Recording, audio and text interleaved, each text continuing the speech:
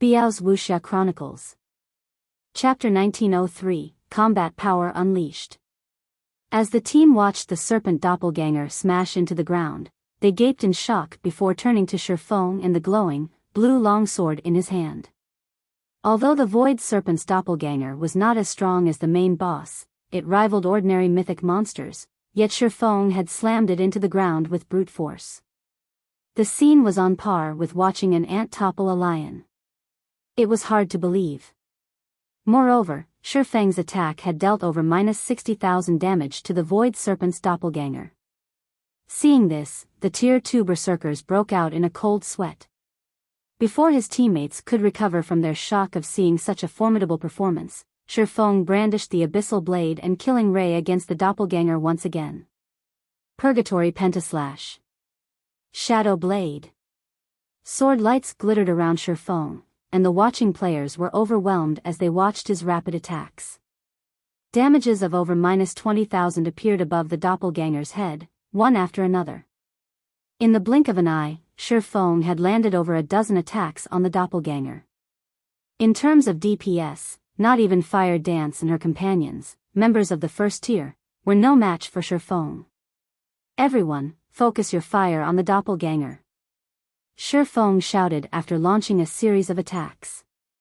Be careful to dodge the void blades. All MTs except Cola, protect the healers. Don't get greedy when attacking, and do not look into the doppelganger's magic eyes. Ranged DPS, use your strongest moves on the doppelganger's eyes on my command. The serpent doppelganger was a part of the void serpent. If they killed the doppelganger, the real void serpent would take a corresponding amount of damage.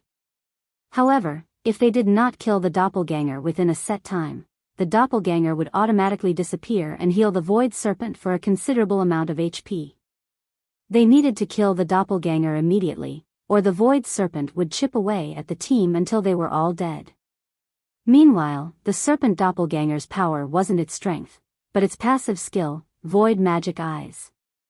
Players would be briefly paralyzed if they looked directly into the doppelganger's eyes. In addition, the doppelganger could use the Tier 4 spell, Void Freeze, through its gaze.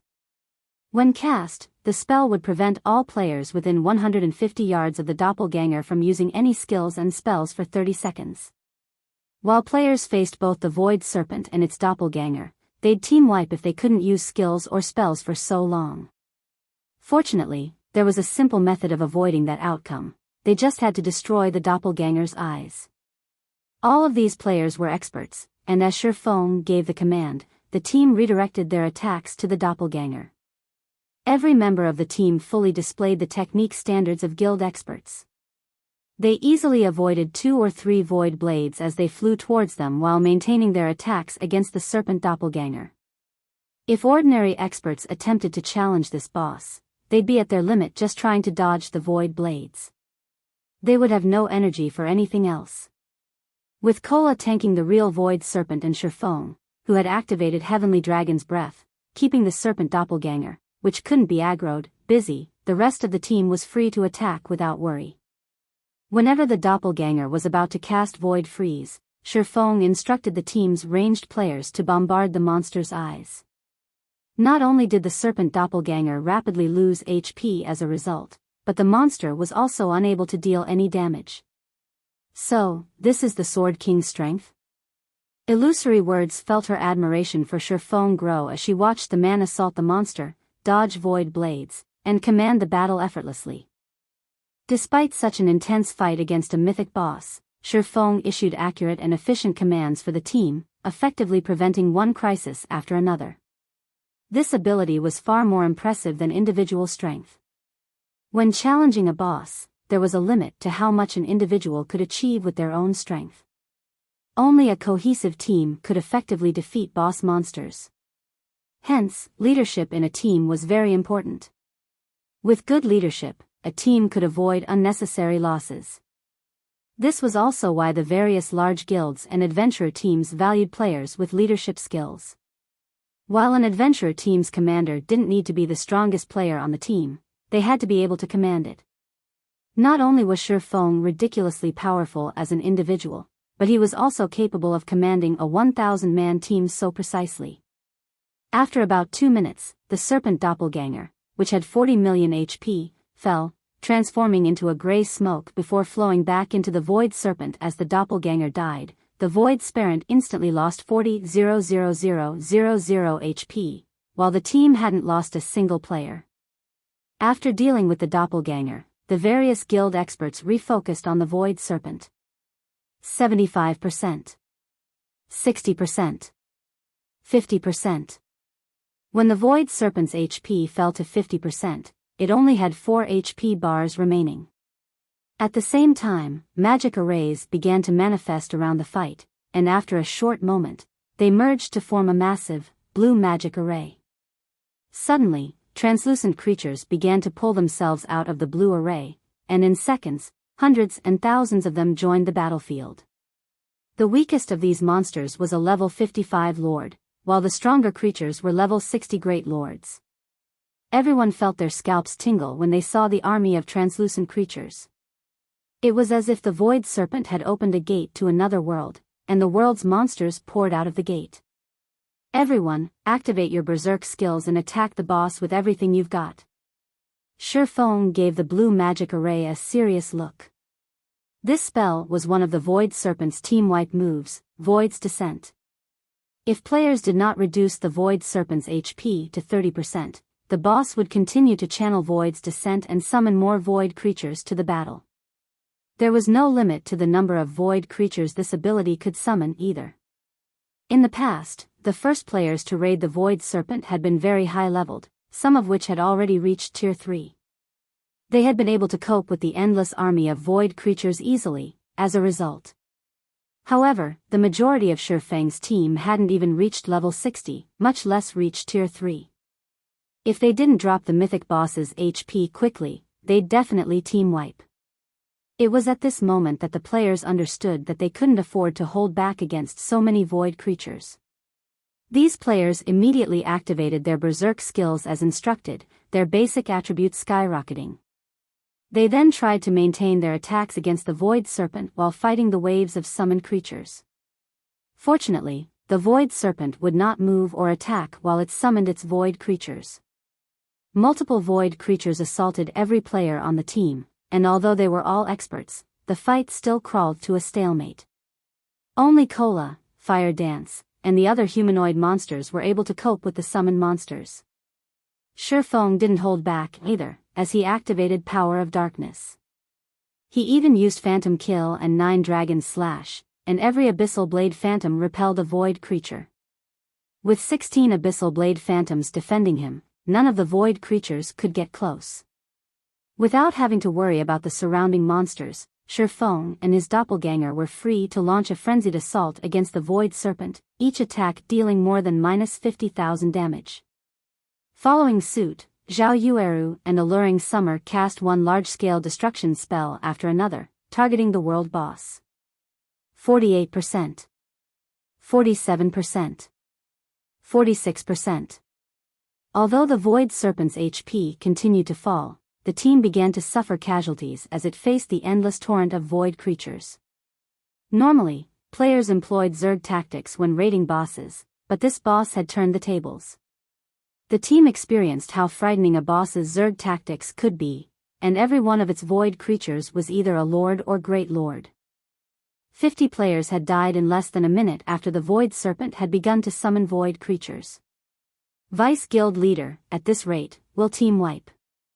Let's hurry and retreat, Dawn Master, who held off 2 great lords and 3 lords, hurriedly suggested. Although they held on, that would change as more void creatures joined the battle. Sure enough, a world boss is too much for current players.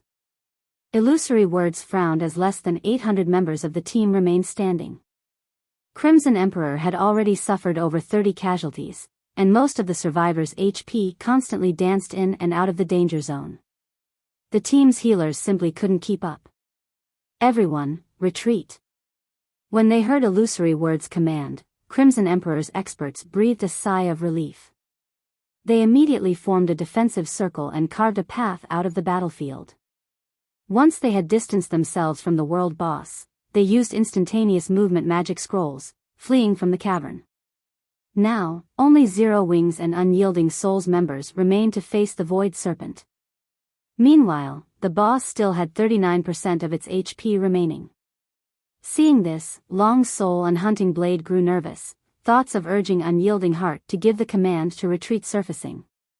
However, when Unyielding Heart saw that Shi Feng hold fast, he, too, chose to persist. Team members continued to fall. 650 people. 600 people. 500 people. Break. When less than 400 players alive on the team, Shi Feng and his doppelganger used Flame Burst simultaneously. One after another, damages exceeding -400,000 appeared above the Void Serpent's head. By the time Shi Feng and his doppelganger finished their attacks, the Void Serpent's HP fell to 30%. As it did, the mythic monster stopped channeling its spell. The blue magic array vanished, and the summoned void creatures disintegrated into ash. Foolish mortals, you will know despair. The Void Serpent lowered its head to look at the players before it, anger apparent in its gaze. The Void Serpent then spread its jaws and sucked in the void creature's ashes. The translucent Void Serpent then slowly transformed into a creature of flesh and blood, expanding and growing larger. Sharp bones jutted out along its spine, and after a short moment, the Void Serpent transformed into a gigantic, pitch-black beast, exuding turbid gas that filled the cavern. Roar! With a roar, the cavern began to tremble, shaking debris from the ceiling. This boss can grow even stronger? Long Soul felt true despair as he stared at the mountain-sized Void Serpent. Even Unyielding Heart felt discouraged. Now the team had used up their berserk skills, how could they continue to fight the strengthened Void Serpent? It's finally in its complete state. Shi Feng felt an intense pressure from the Void Serpent. It seems that we don't need to hold back anymore. Kola, unleash your combat power.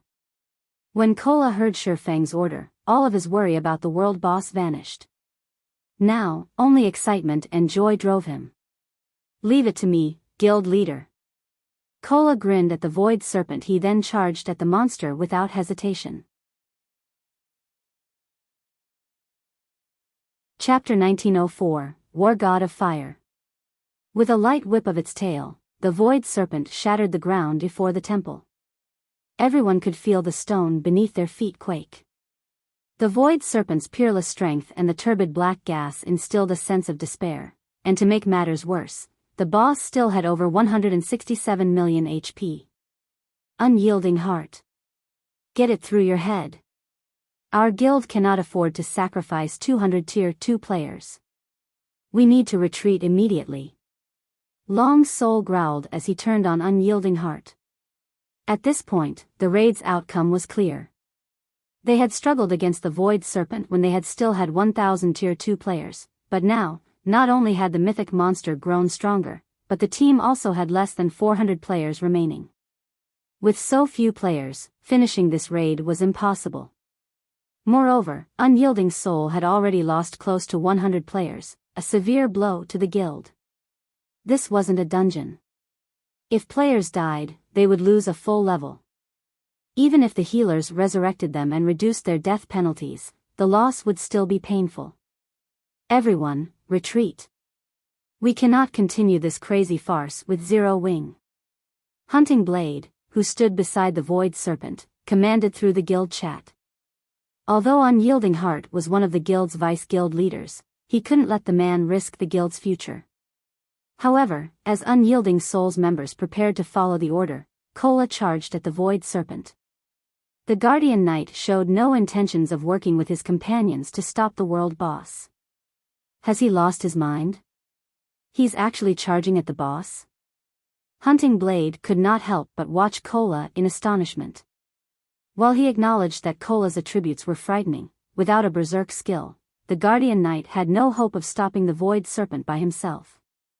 When the Void Serpent noticed Kola's approach, it squinted its amber eyes and swept its now scaly tail at the Guardian Knight as if sweeping away the dust on the ground. From afar, players noticed that space seemed to twist as the tail passed, barely withstanding the Void Serpent's strength. Come! Rather than shrink back in fear, Kola dashed to meet the attack. Just before the Void Serpent's tail struck the Guardian Knight, flames emerged from Kola's form. In the blink of an eye, Kola had transformed into a charging bonfire with a 6-meter radius, leaving his teammates confused. But despite the strange development, the Void Serpent had no intentions of slowing its tail attack as it struck the moving bonfire. Pung! It stopped. Since everyone had assumed that the Void Serpent's attack would extinguish the flames, they were shocked by the true outcome of the clash. The gigantic, scaly tail had actually stopped before the humanoid torch, unable to proceed any further. The stone beneath the raging fire cracked, only stopping over 20 yards away. After the flames subsided, they revealed a 6-meter giant.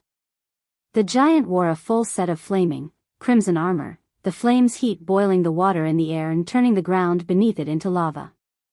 In addition, the giant wielded a flaming one-handed axe and a flaming shield. As the giant's aura washed over the team, they felt an intense pressure bear down on them, but it wasn't just a result of a difference in attributes, it was a result of a difference in life ratings. Before anyone could react, the flaming, armored giant sent a chop at the Void Serpent's tail. As the axe swung through the air, a sea of fire enveloped everything in a 30-yard cone before the giant. The burning weapon left a deep, scorched wound in the Void Serpent's tail as the mythic monster cried out in agony. A damage exceeding -80,000 also appeared above the Void Serpent's head, the attack's power astonishing the surrounding players. The injury enraged the Void Serpent, spreading its maw. The boss shot a spear of foul, black gas, and the spear flew so fast that not even the Tier 2 experts could keep up with the attack. Fortunately, the flaming giant reacted quickly, raising its flaming shield in time to stop the attack. The impact forced the giant to stumble 4 steps back, a damage of over -100,000 appearing above its head. The Void Serpent's destructive power had clearly improved. However, to everyone's surprise, the giant's HP bar had barely decreased despite so much damage. Upon closer inspection, they would have seen that the flaming giant had maximum HP of 12 million. With so much HP, over -100,000 damage was practically negligible. So, this is the power of the Wargod of Fire? Once he had steadied, Kola couldn't help but take a look at himself. He could feel that his physical control had reached unprecedented levels. In addition, his basic attributes were even higher than when he activated a berserk skill, especially his HP. Although he was still no match for actual monsters, he was leaps and bounds superior to other players and NPCs. Healers, focus on Kola. Everyone else, focus on the boss. Shifeng shouted. Even he was slightly surprised to see Kola single-handedly tank the Void Serpent. He hadn't dreamed that the Wargod of Fire transformation would be so powerful. Meanwhile, Shifeng's command shook everyone from their daze. Kola? That flaming giant is Kola? The revelation shocked Long's soul. So, this is the trump card Black Flame had prepared? Unyielding Heart was similarly astounded. At the same time, he envied Zero Wing a little. With such a powerful MT, Zero Wing would have no problems raiding level 60, 100-man team dungeons in the future. The guild would also collect level 60 top-tier weapons and equipment far faster than the various superpowers, securing a massive advantage. Meanwhile, Kola rendered the Void Serpent powerless thanks to his recent transformation. Although it launched a series of frenzied attacks, Kola stopped every one effortlessly. Moreover, since the mythic boss had entered its complete form, it had lost the effects of its passive skill, Void Body, and its battle recovery. From now on, all damage the boss received would be permanent. However, the Berserk Void Serpent wasn't an easy foe. From time to time, it launched AoE breath attacks, and players still had to cope with the Void Blades. The team steadily lost players. Once the situation had stabilized, Shifeng focused on his offense. After Phantom Kill's cooldown ended, he summoned his doppelganger and used Dragon Soul, transforming his doppelganger into a black dragon.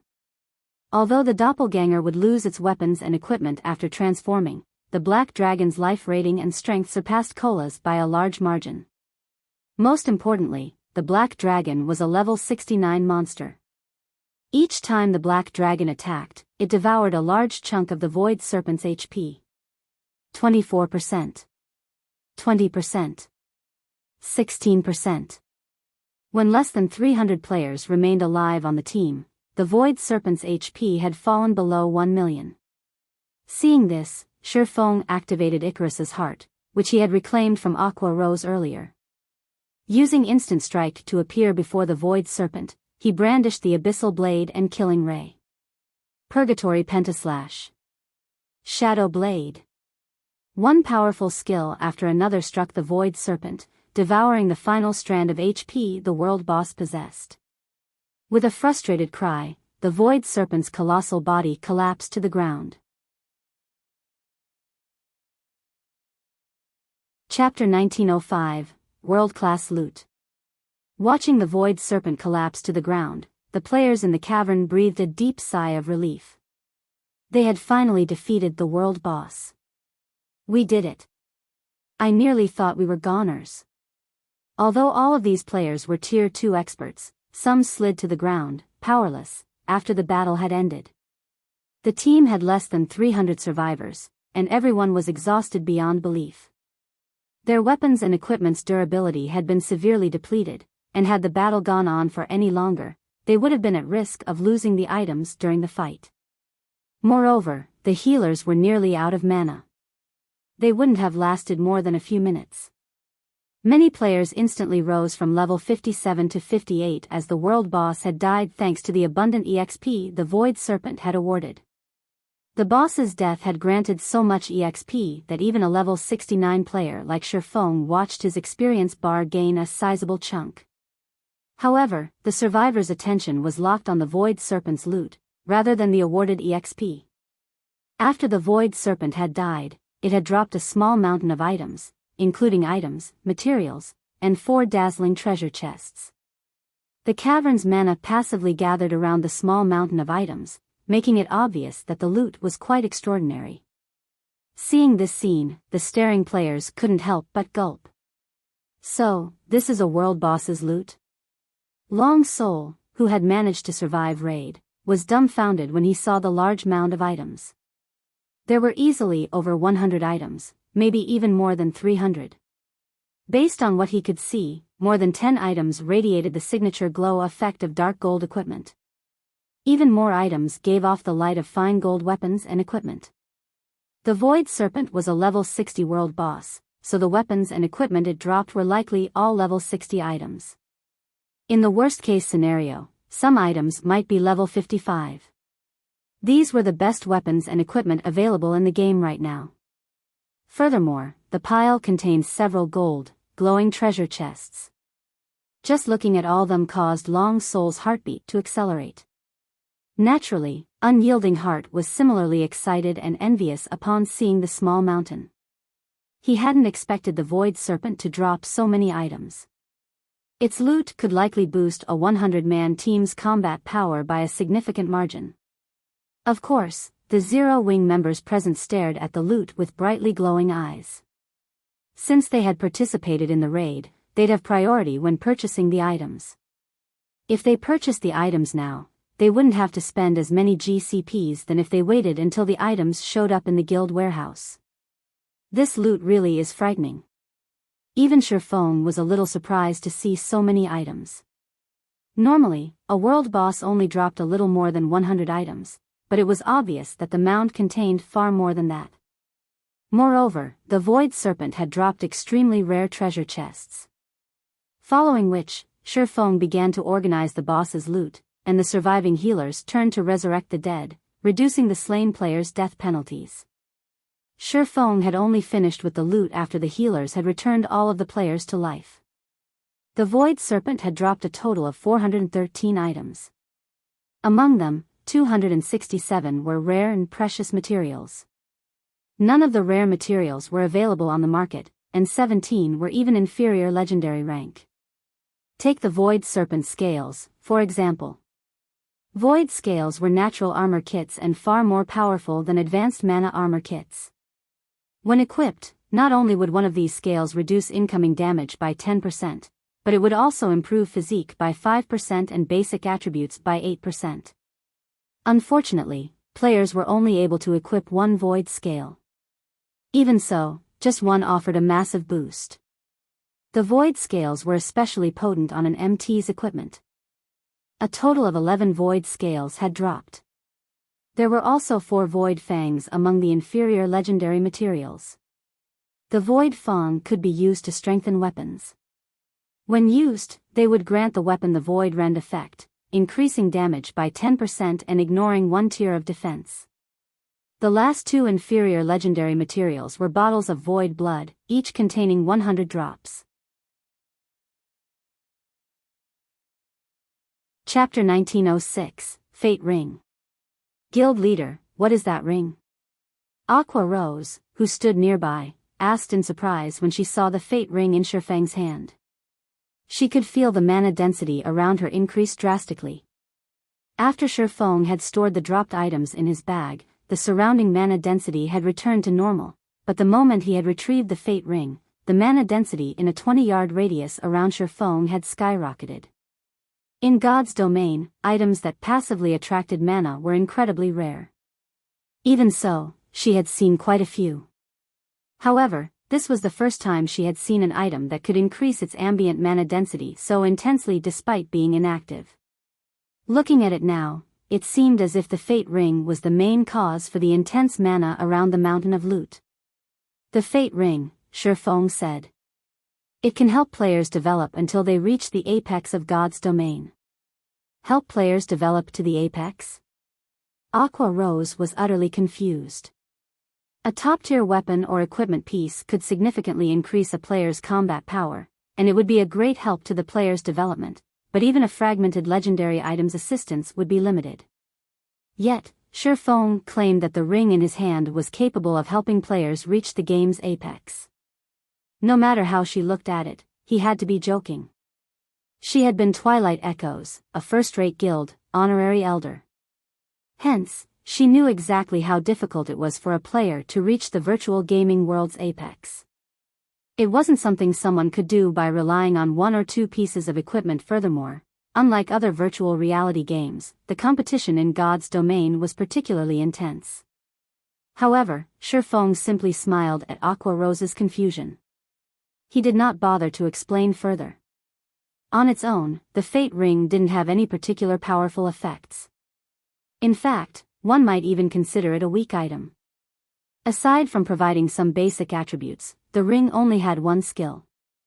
Moreover, the ring's basic attribute bonuses were standard for an ordinary epic item. Even if players acquired the Fate Ring, they might be embarrassed to call it a fragmented legendary item. However, when a first-rate guild had purchased the Fate Ring at an auction during Shifeng's previous life, its guild leader had changed his fate after equipping the ring, eventually becoming one of God's domain's top powerhouses. Even after 10 years, that guild leader had still been a godly existence. The achievement had invoked the other large guild's jealousy, and the superpower that had sold the ring had been racked with regret. This skill was incomparably powerful. When activated, it granted players an opportunity. However, the impact of the opportunity varied. A small opportunity would most likely lead players to a piece of mysterious iron equipment that was suited to them, while a larger opportunity could lead players to a fragmented legendary item. The skill had one downside, though: using Fate Guidance had a massive cost. Each time a player wanted to use Fate Guidance, they had to expend 1 unit of 7 Luminaries crystal. Only after paying this price would the skill guide players to their opportunity. 7 Luminaries crystals were an important resource, necessary to construct one's mind space. The various large guilds treated them as peerless treasures. Nobody would sell a unit of 7 Luminaries crystal unless they had no other choice. Although the superpower that had acquired the Fate Ring had tested the ring's ability out of curiosity, it had quickly discovered that Fate Guidance was a fraudulent scam. Moreover, the scam knew no bounds. Of the 100 attempts the superpower had made, more than 90 had yielded mysterious iron weapons, equipment, and tools. The remaining attempts had led the superpower to secret silver items, and only one had led to a fine gold item. To the various large guilds, 1 unit of 7 luminaries crystal was worth more than the latest top-tier dark gold weapon or equipment piece. Gathering dark gold items was, after all, several times easier than collecting 7 luminaries crystals. No one would trade 100 units of 7 luminaries crystals for a pile of junk, so the Fate Ring had switched owners multiple times until it had been claimed by the lucky first-rate guild. That lucky guild hadn't invested a lot of 7 luminaries crystals before it had struck gold. Overall, the guild had only spent several dozen units before securing a large opportunity, which had yielded a fragmented legendary item. If given the opportunity, any power would be more than willing to trade several dozen units of 7 luminaries crystals for a fragmented legendary item. As a result, the lucky first-rate guild had proceeded to invest a lot of 7 luminaries crystals, but the guild had quickly discovered that the Fate Ring wasn't as kind as they had assumed. After investing several hundred units of 7 luminaries crystals and getting nothing good in return, the guild had slowed its investment. Even so, the guild had occasionally tried its luck. It had only discovered the Fate Ring's secret after hitting a second jackpot and acquiring a master magic array design. The Fate Ring only guaranteed one major opportunity once every 1,000 uses. However, spending 1,000 units of 7 luminaries crystals in exchange for one major opportunity was simply too costly. Meanwhile, God's domain had more than one Fate Ring. When this lucky first-rate guild had acquired its second Fate Ring, the ring's value had truly shined. After merging 2 Fate Rings, Fate Guidance granted a major opportunity once every 500 uses. Unfortunately, claiming the opportunities would become far more difficult, but it was still possible for ordinary expert players. Furthermore, players could acquire a top-tier item by simply spending 500 units of 7 luminaries crystals, which was certainly a worthwhile price. Due to this change, the lucky first-rate guild's guild leader had gradually collected top-tier weapons, equipment, and tools for himself, increasing his strength and eventually becoming one of God's domain's apex players. Of course, the heaven-defying items acquired via Fate Guidance were only suitable to help one player reach the apex, since each opportunity only yielded items suitable for the player that activated the skill. If other players used the items, their performance would suffer. Other players couldn't even use certain items, such as those that granted skills and combat techniques. In other words, the lucky first-rate guild had spent a frightening amount of 7 luminaries crystals to nurture a single apex powerhouse. However, Shifeng had no intentions of replicating that guild's actions. While nurturing a single apex expert might be worthwhile to guilds that didn't have any, the same couldn't be said for Zero Wing. In fact, doing so would be a waste of time and resources. Zero Wing had far more experts than any first-rate guild, and those experts' potential was far superior to those in first-rate guilds. It was only a matter of time before the guild had multiple apex powerhouses. Hence, instead of wasting tons of 7 luminaries crystals on nurturing an ordinary expert, it would be much wiser and more efficient to use the Fate Ring to help an expert, who was only a step away from the apex, cross the final hurdle. It seems I'll have to find an opportunity to secure some 7 luminaries crystals, Shifeng inwardly decided. Zero Wing already had a lot of guild members capable of contending with peak experts, but it had very few members that could rival apex experts. Although Shadow Sword, Turtledove, Flying Shadow, and a handful of other members of Zero Wing's main force were capable of contending with superpowers peak experts by relying on their equipment advantage, as players progressed, this advantage would shrink. If Shadow Sword and the others didn't improve their combat standards, it would only be a matter of time before others surpassed them. However, if they used Fate Guidance, they could quickly gain the combat power they needed to rival apex experts. As Shifeng finished examining the loot, he sold 16 pieces of equipment for MTs and DPS classes, including the level 60 Dark Gold Shield, Magic Serpent Buckler. He did not, however, decide to sell the Earthen Protector set, the situation surprised Unyielding Heart. He had expected Shifeng to refuse to sell both the Magic Serpent Buckler and the Earthen Protector set. The fact that Shifeng had allowed him to purchase the buckler, which was even more valuable than the set equipment, was shocking. However, What Unyielding Heart did not know was that Zero Wing did not need powerful shields. Even the weakest shield. Zero Wing's 3 core MTs used was an epic shield. A level 60 dark gold shield was nothing in comparison. The Earthen Protector set, though, was different. Yi Wumian still wore the level 50 Magic Light set, which was weaker than the Earthen Protector set. Hence, this was a perfect opportunity for Yi Wumian to upgrade his equipment. Aside from weapons and equipment, Shifeng had decided to sell a few Void Scales to Unyielding Heart. Upon seeing the Void Scales attributes, Long Soul's eyes went bloodshot. If given to an MT, the Void Scale would elevate the player's standards to a whole new level. In the past, Void Scales had sold for around 5,000 to 7,000 gold on the market, so Shifeng sold them to Unyielding Heart for 10,000 gold each. With so much money, one could afford a low-quality piece of epic equipment. Although Unyielding Heart could not help but wince at the price, he still agreed to buy 3 Void Scales. Meanwhile, Shifeng's transaction with Unyielding Heart had instantly earned him 42,000 gold. With this much money, he could rent a few more hotels and restaurants in the Sea of Trees. After Shifeng had finished his business with the Vice Guild leader, he led the team out of the cavern. Since the cavern was isolated from the outside world, players couldn't use return scrolls while inside. Even an instantaneous movement magic scroll would only teleport players to the edge of the cavern. It would not teleport them out of it.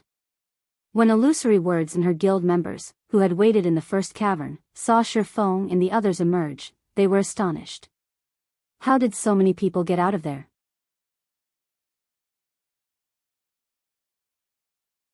Chapter 1907, Otherworld Gate activated.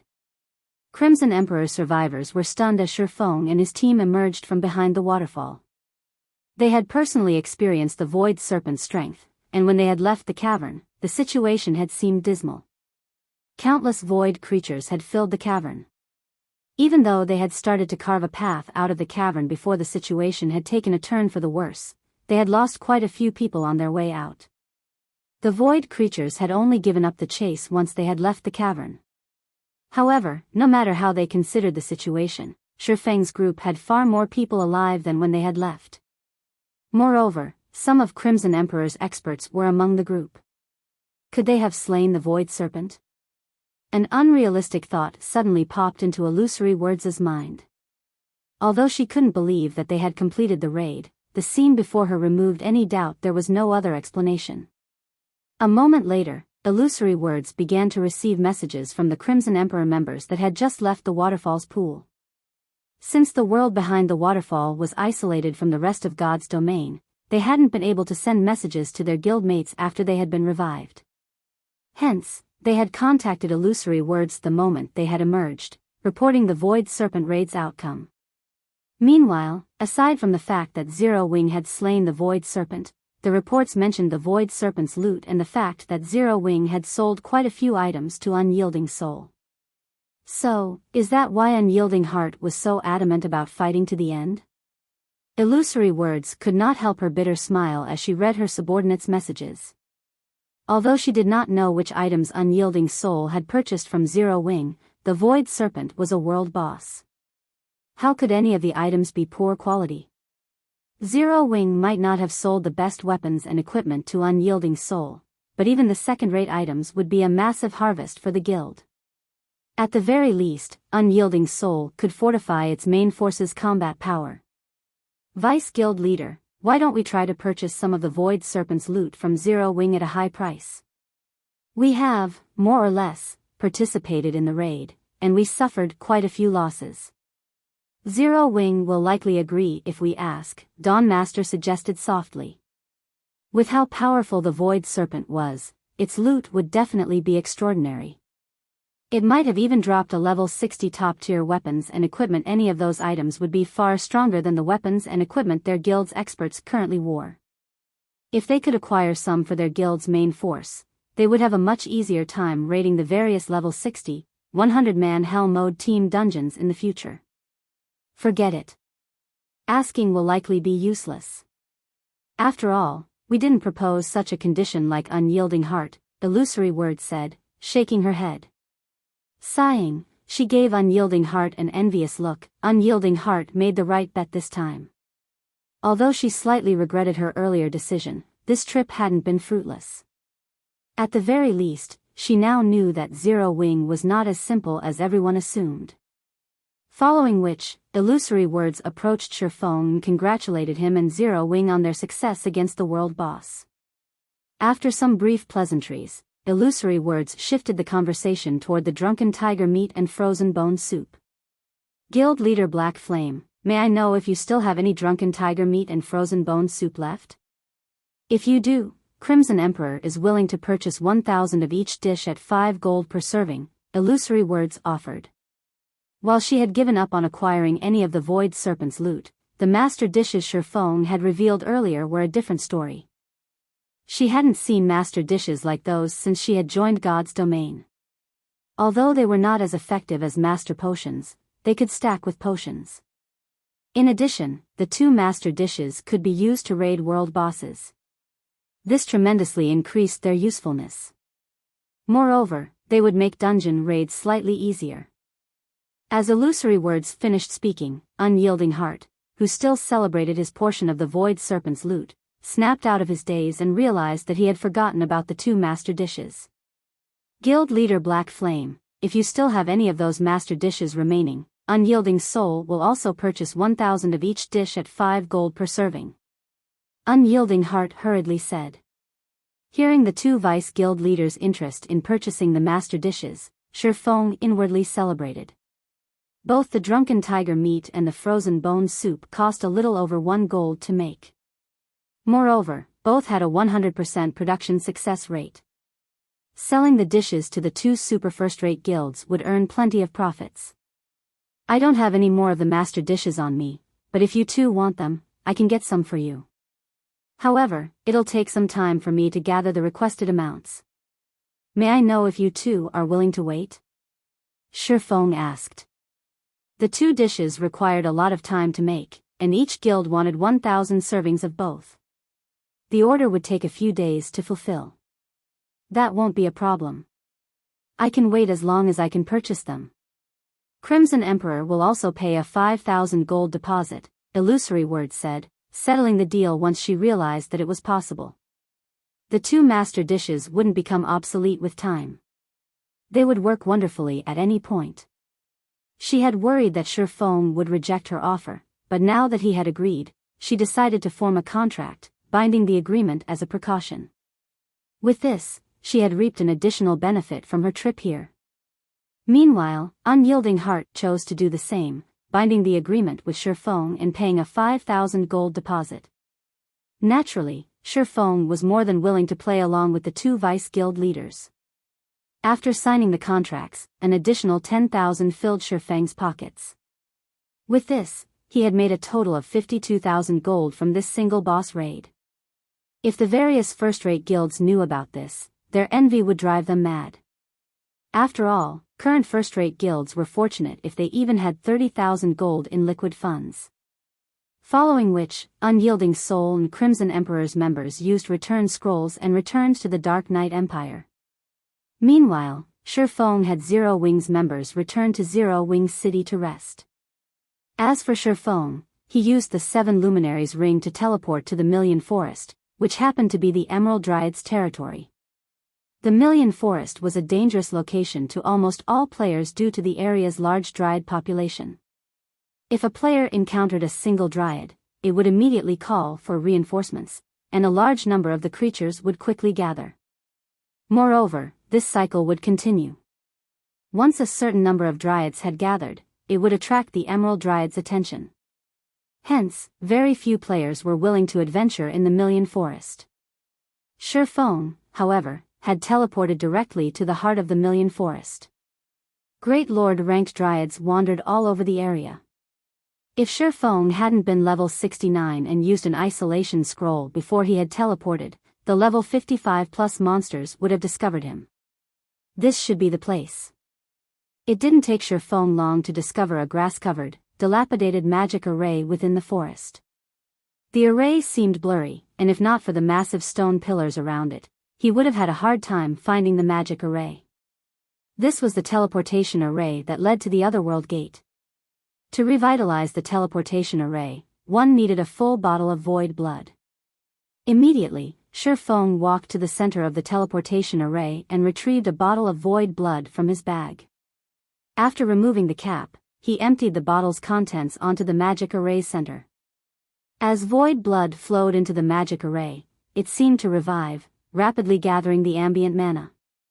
The magic array seemed to absorb mana from farther away as time passed, and eventually, it drew mana from throughout the Million Forest, making the area's dryads tremble with fear. After 3 minutes, a towering pillar of crimson light shot forth from the center of the Million Forest, visible from the surrounding maps. The players grinding in the nearby maps couldn't help but turn to look at the light pillar, overwhelmed by their curiosity as they started to move towards it. Shortly after these players began to travel towards the light pillar, a series of system notifications rang in every player's ears in Starmoon Kingdom.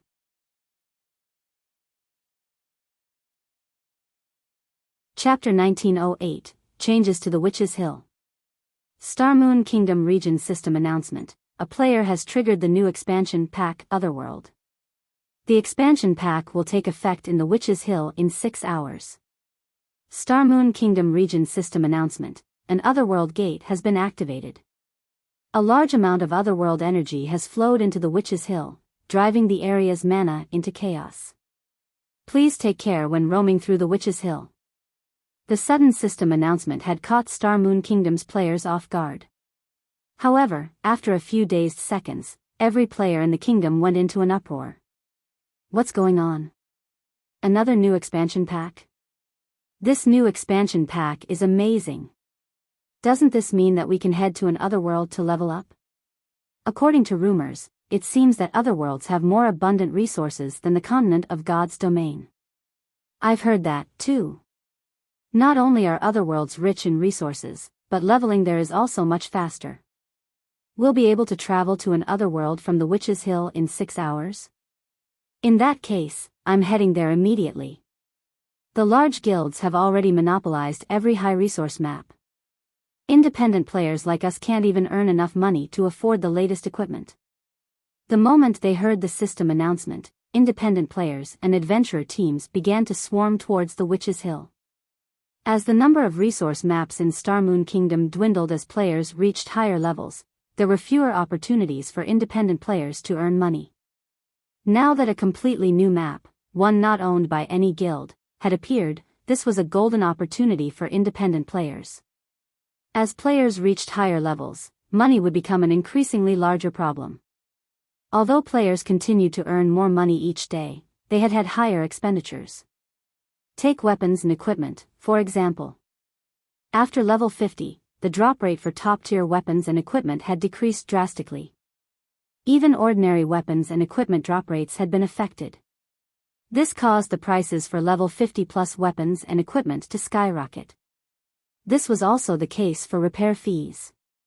Moreover, as high-level resource maps were so far from NPC cities, teleportation fees had increased. High-level resource maps also had harsh environments, so players had to prepare appropriate weapons, equipment, tools, and potions if they wanted to grind effectively in these areas. And everything cost money.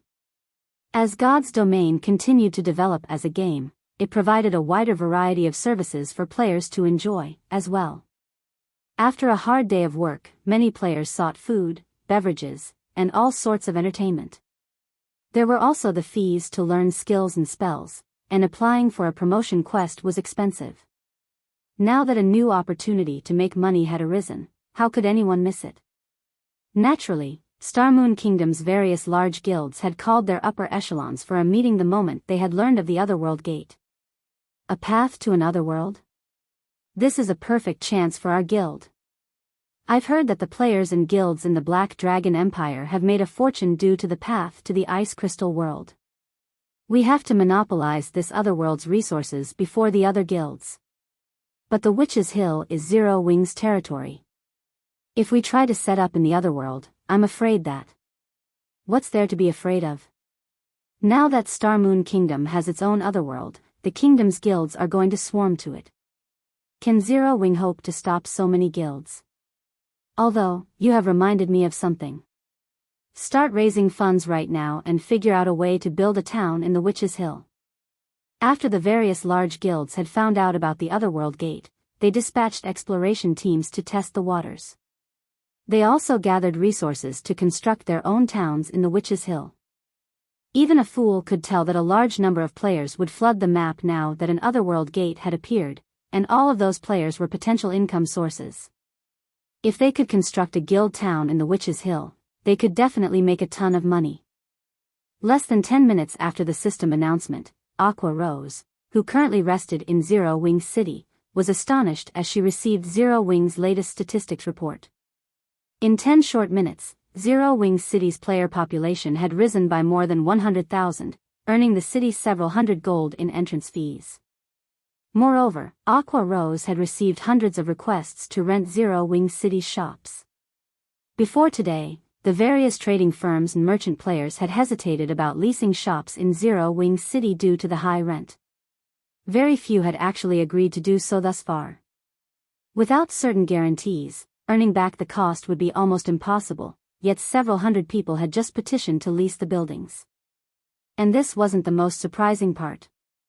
Several dozen real-world corporations and companies had contacted the guild to purchase virtual storefronts in Zero Wings City. Moreover, these companies and corporations had offered astronomical sums of money, even enough to tempt Aqua Rose. Despite the fact that Zero Wing was now a very large guild, it severely lacked credits. Normally, the guild only earned credits by selling weapons and equipment or completing difficult commissions. It usually avoided exchanging coins and materials for credits since it was such an unwise move. Hence, Zero Wing's ability to earn credits was so weak that it couldn't even rival second-rate guilds. The lack of credits ultimately hampered Zero Wing's development. If the guild could secure a massive source of credits, it could nurture more internal members and fortify its foundation. Following which, Aqua Rose reported the matter to Shurfong, letting him decide how they should proceed. There are so many offers. Shurfong could not help his grin when he saw the list of interested buyers and their respective offers. Tell them that Zero Wings City's virtual storefronts are only available for rent, not for sale. We will hold an auction for these storefronts in Zero Wings City's candlelight trading firm in 2 days. The situation didn't particularly surprise him. The moment the Otherworld Gate appeared, Witch's Hill had become Star Moon Kingdom's focus. A frightening number of players would surge to the city, and it wouldn't be surprising if Zero Wings City's player population shot past the 10 million threshold. Previously, the Witch's Hill had been considered a backwater area. Although the various corporations and companies had been impressed that Zero Wings City had several million residential players, how long could the city possibly maintain its prosperity? However, the Otherworld Gate changed things. Even after players reached higher levels, they could continue to level in the Otherworld connected to the Witch's Hill's Otherworld Gate. They would not have to move their base of operations after hitting level 60 or 70. Even players past level 100 could level up in the Otherworld. Unfortunately, the Otherworld wouldn't be as vast as the God's Domain continent. To put it simply, so long as the Otherworld Gate existed, the Witch's Hill would remain popular. Hence, one could easily imagine Zero Wings City's allure toward these corporations and companies. We're not selling. Aqua Rose could not help her growing concern as she said, I'm afraid they won't agree to such a condition.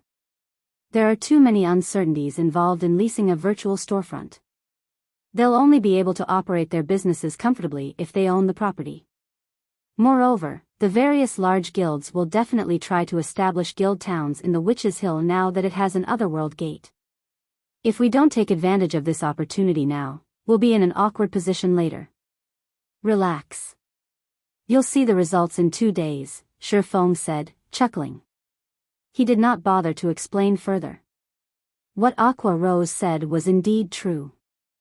The appearance of the Otherworld Gate would lure a lot of large guilds to establish guild towns in the Witch's Hill, and the competition in the map would become intense. However, the various large guilds didn't know how difficult it was for a guild town to survive long in the Witch's Hill. Realizing that Shurfong had made up his mind, Aqua Rose relayed his message to the corporations and companies that had contacted the guild.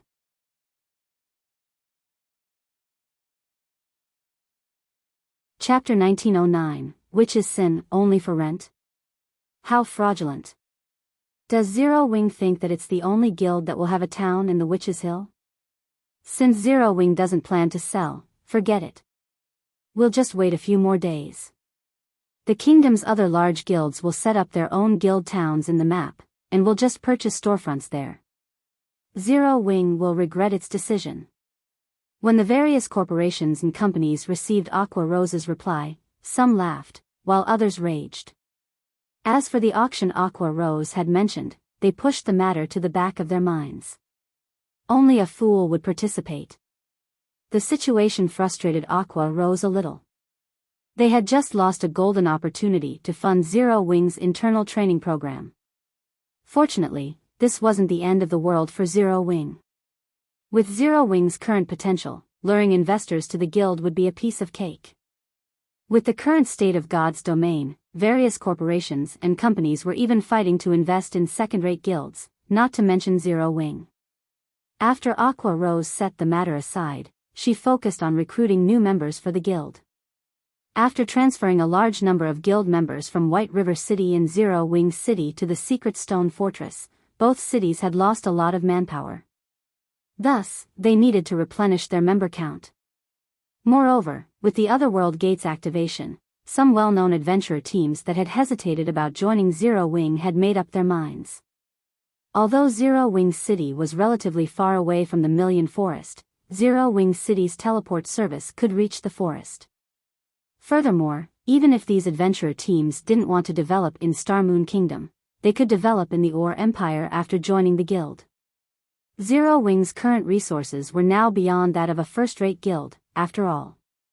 As fewer resource maps were available in the kingdom, living space for the various adventurer teams dwindled. If the various adventurer teams wanted to maintain an adequate development speed, they'd have to copy the top and large-scale adventurer teams. They would have to venture to remote and dangerous maps to level and acquire resources. However, this wasn't an easy task. Like the guilds, God's Domain's adventurer teams faced fierce competition. In fact, the intensity of the competition between adventurer teams was no less than the competition between guilds. Only, the scale was not as large. Hence, if the well-known adventurer teams, which had already reached a bottleneck in their development, wished to grow their strength, joining a powerful guild was a wise move. Because of this, as many as 30 adventurer teams had petitioned to join Zero Wing. The smaller teams only had several hundred members, while the larger ones had thousands. Every adventurer team had accumulated a certain amount of resources and quite a few experts, as well as bountiful experience fighting as a team and raiding team dungeons.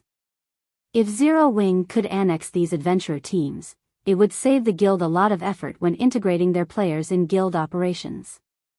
Elsewhere, Shifeng spent one magic crystal to activate the teleportation array leading to the Otherworld Gate.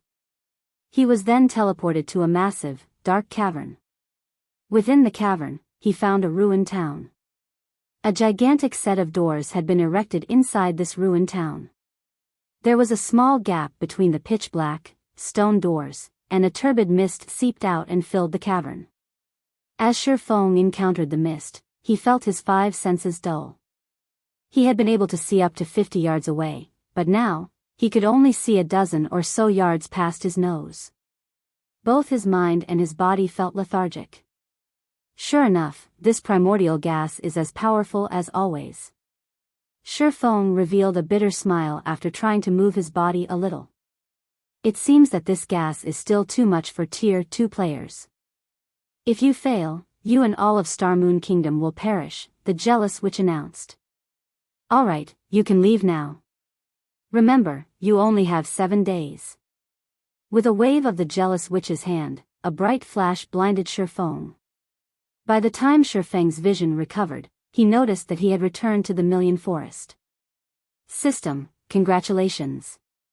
You have accepted the inferior legendary quest, Witch's Sin. Quest content, collect 200,000 magic crystals in 7 days. Rewards unknown.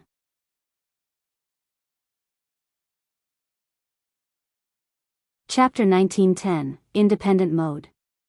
Before Shifeng realized what was going on, he was back in the Million Forest.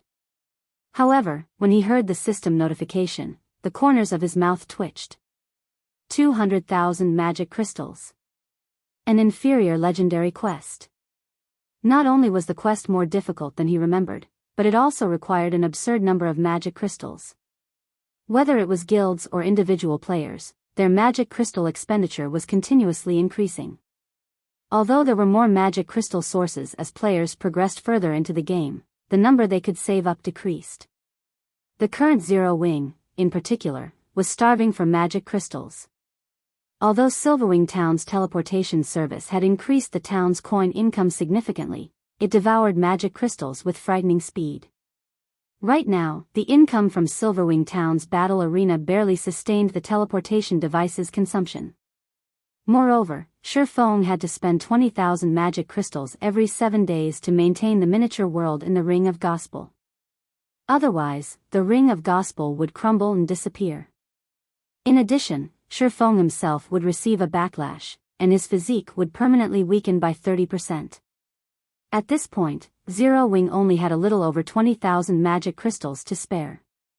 If God's Domains players had already reached level 100, even a first-rate guild could afford a 200,000 magic crystal price, but at this stage of the game, not even the various superpowers could likely pay. 7 days, is it? Shifeng fell deep into thought. While 7 days wasn't exactly a long time, it wasn't a very short one either. If he sold some hell tanks to Unyielding Heart, Phoenix Rain, and Illusory Words, he should be able to gather so many magic crystals in time. However, doing so would rob Zero Wing of its monopoly over the hell tanks. Moreover, nobody could guarantee that these hell tanks wouldn't fall into the hands of Zero Wing's enemies. Yet, if he did not sell them, he would have an extremely difficult time collecting 200,000 magic crystals in 7 days. It seems I'll have to take down Kama Island right now. No matter how Shifeng thought about it, the only reliable method he could think of was acquiring Kama Island's manatite vein. The other options were too risky. Some options even had the potential of disrupting Zero Wing's future development. Although they had accidentally discovered a source fire vein in the Flame Demon's Valley, its environment was too harsh for players to endure long-term. Aqua Rose and Melancholic Smile hadn't even finished the preparations to send people to the mine. Even if they could send people, they wouldn't be able to send many. After all, fire resistance equipment capable of allowing ordinary players to survive in the scorching environment was simply too rare. It was impossible to equip many players adequately. The manatite vein on Kama Island was much safer. Players could survive there so long as they had some darkness resistance. The problem could easily be dealt with via a darkness resistance potion. Furthermore, the area's low mana density wouldn't affect the mining player's performance. Thinking up to this point, Shifeng pulled the Abyss pendant from his bag and used Abyss teleport. He planned to rent a few more hotels and restaurants in the Sea of Trees before setting off for Kama Island. Meanwhile, inside the Evil God's branch temple in ancient Rock City, several dozen Great Lord-ranked evil beasts had been locked in a cave filled with bloodlust. They constantly fought, tearing each other apart, and the surviving evil beasts would devour any of their comrades that died. After fighting several minutes, only half of the several dozen Great Lords remained alive. One of the evil beasts, which had just finished cannibalizing another, began to transform, its muscles rapidly expanding. The evil energy it radiated grew denser, and after several seconds, the evil beast had become nearly 20% larger than the other monsters in the cave. This Bloodlust Crystal Dark Soul scent is quite impressive. It can actually increase the evolution success rate to Great Lord rank by 15%. After glancing at the evolving evil beast, Beast Emperor turned his attention to the crystal, which emitted its own bloodlust, in his hand with a soft smile. Chapter 1911, Wargod's Temple Garrisons in Zero Wing City. The city's development sure is fast. Shifeng could not help his elation when he heard the system notification. He had thought that Zero Wing City would need another 1 or 2 days to reach a player population of 8 million, even with the Otherworld gate, but only a few after the gate's activation had been announced, Zero Wing City had hit the mark. In God's domain, any guild city with a player population of 8 million would activate the independent mode. When this so-called independent mode activated, the city's NPCs would be liberated, allowing other NPC forces to intervene in the city's affairs. The buildings these NPC forces set up in the guild city wouldn't be subjected to players' management, which meant that these NPC forces took responsibility for their establishment's security, stationing their own guards.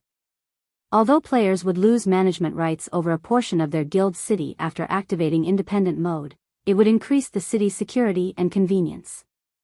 The Wargod's Temple, for example, was one of the strongest NPC forces on the continent of God's domain. It had a branch in every NPC city. Once a guild city had a player population of 8 million, the Wargod's Temple could no longer ignore it. Thus, the Wargod's Temple had decided to garrison in Zero Wing City. Shifeng immediately agreed to activate independent mode, allowing the various NPC forces to enter Zero Wing City. After Shifeng agreed, Zero Wing City's layout appeared before him. The system requested that he select an area for the Wargod's Temple. The selected area had to be within the city's central district, and there was a strict size requirement. Fortunately, the Wargod's Temple would foot the construction fees.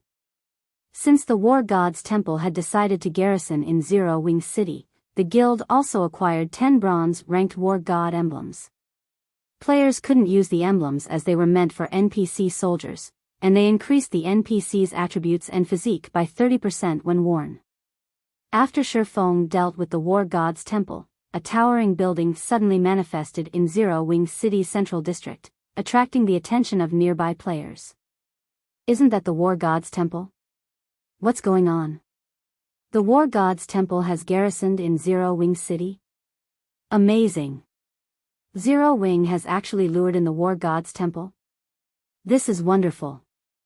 I won't have to head to NPC cities to turn in the temple's quests anymore. Everyone was greatly shocked and they saw the towering Wargod's Temple. Almost every player in the game knew about the Wargod's Temple. Normally, players would visit the temple when they planned to pick up a quest. One reason for this was the items the Wargod's Temple offered for purchase. Raising their status with the temple was another reason.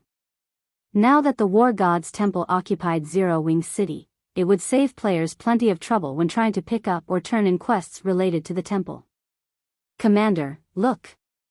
That's the Wargod's Temple. Zero Wing really is amazing. With this, Zero Wing City's position in the Star Moon Kingdom has become even more stable. In addition, Zero Wing City is incredibly popular in the kingdom. With such potential and power, we'll grow a lot stronger if our unbounded adventurer team joins Zero Wing, a male swordsman in silver armor exclaimed to the scholarly, middle-aged man beside him. Zero Wing's development is indeed frightening. Despite starting without any support or background, it has become Star Moon Kingdom's #1 guild in such a short time. Now, it has even developed Zero Wing City to such a degree. It's no wonder why the various superpowers have started to pay attention to the guild, the middle-aged man said, gazing at the Wargod's Temple in admiration.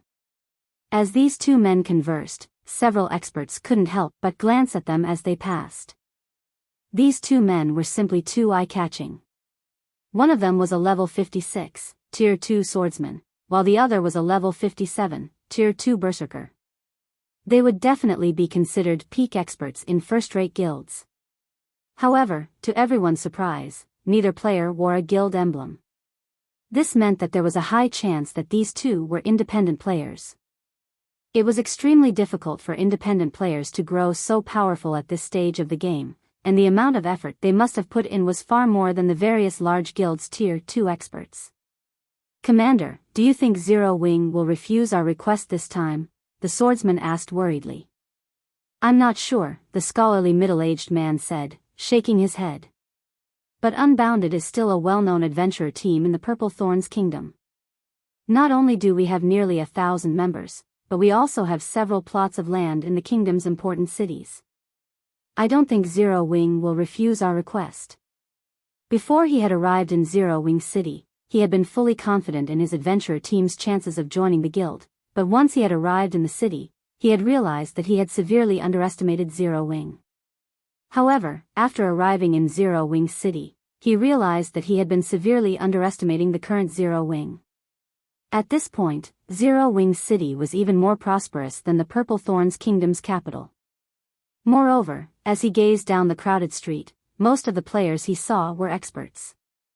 Tier 2 players were also a common sight. With how prosperous Zero Wing City was right now, the guild would have no trouble recruiting expert players. He had also heard that, aside from Unbounded, many well-known adventurer teams had petitioned to join Zero Wing. Based on his understanding of Zero Wing, the guild walked the path of the elite. Hence, Zero Wing's recruitment standards would be quite strict. Although Zero Wing was fully capable of recruiting a large number of players and strengthening the guild to a frightening degree, Zero Wing had refused to do so. Instead, it had invested more resources in a small number of elite and expert players.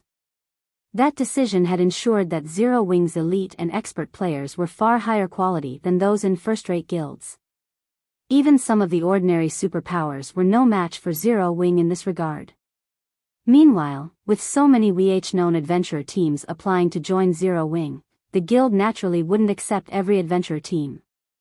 The guild would only recruit the most valuable adventurer teams. The swordsman youth's excitement dampened upon hearing his commander's reply. Even before the commander had announced that their adventurer team would attempt to join Zero Wing, he had possessed a deep understanding of the guild due to the battle between Zero Wing and Beast Emperor's armies near the primordial divine ruin. While that battle might not have been important to Zero Wing, it had left a deep impression on him, who had only been a Tier 1 swordsman at the time. Back then, Black Flame, Zero Wing's guild leader, had repelled a mythic monster with a single attack, shocking the spectating powers. Black Flame's prowess had even caused thousands of Blackwater's experts to freeze in fear. He had never imagined that a swordsman could be so strong. Had he not been a member of the Unbounded adventurer team back then, he might have applied to join Zero Wing. Hence, when he heard that his commander wanted Unbounded to merge with the guild, he had been overjoyed. When he heard that his commander intended to visit Zero Wing City to negotiate with the guild's upper echelons, he had been the first to apply to join his leader.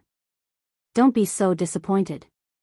Although Unbounded isn't a top adventurer team, it is one of the top 100 adventurer teams in the Purple Thorns Empire. Moreover, our adventurer team has as many as 4 Tier 2 players, and all 4 have cleared the hard mode class change quest. We have more of an advantage than the other teams that only challenge the normal mode quest, the middle-aged man said in consolation. Alright, we should head to Zero Wing's residence. In response, the swordsman youth nodded. Meanwhile, 2 cloaked players a short distance away stared at the men from Unbounded. Sickle, those men are 2 of your targets. Remember to make as much of a commotion as possible. We need to teach Zero Wing and the other adventurer teams a lesson. Windhunter said, sneering as he gestured to Unbounded's players. Understood. The robust man named Dark Sickle nodded, a hint of excitement flashing in his eyes.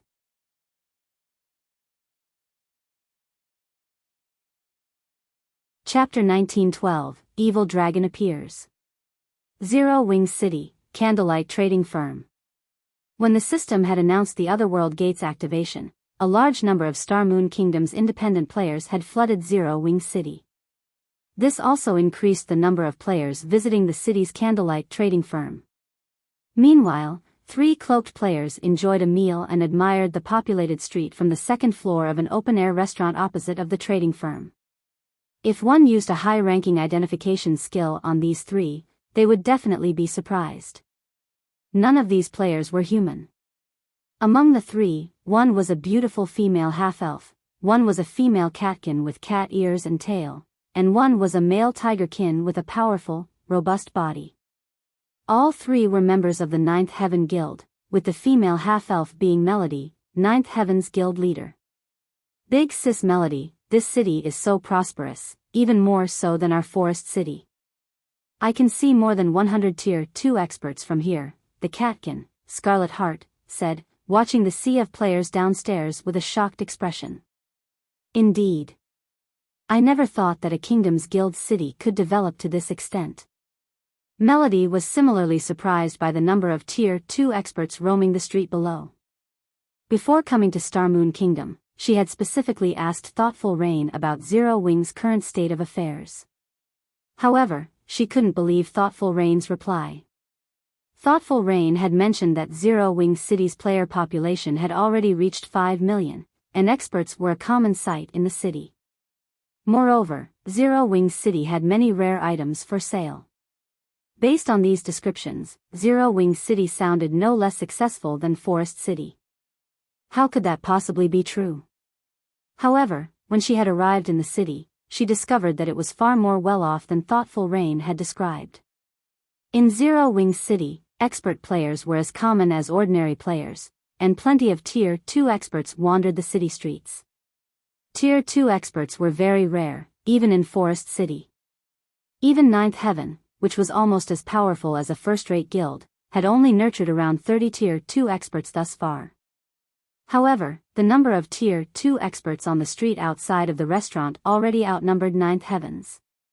If even Zero Wing City was so popular, she couldn't imagine how strong Zero Wing had already become.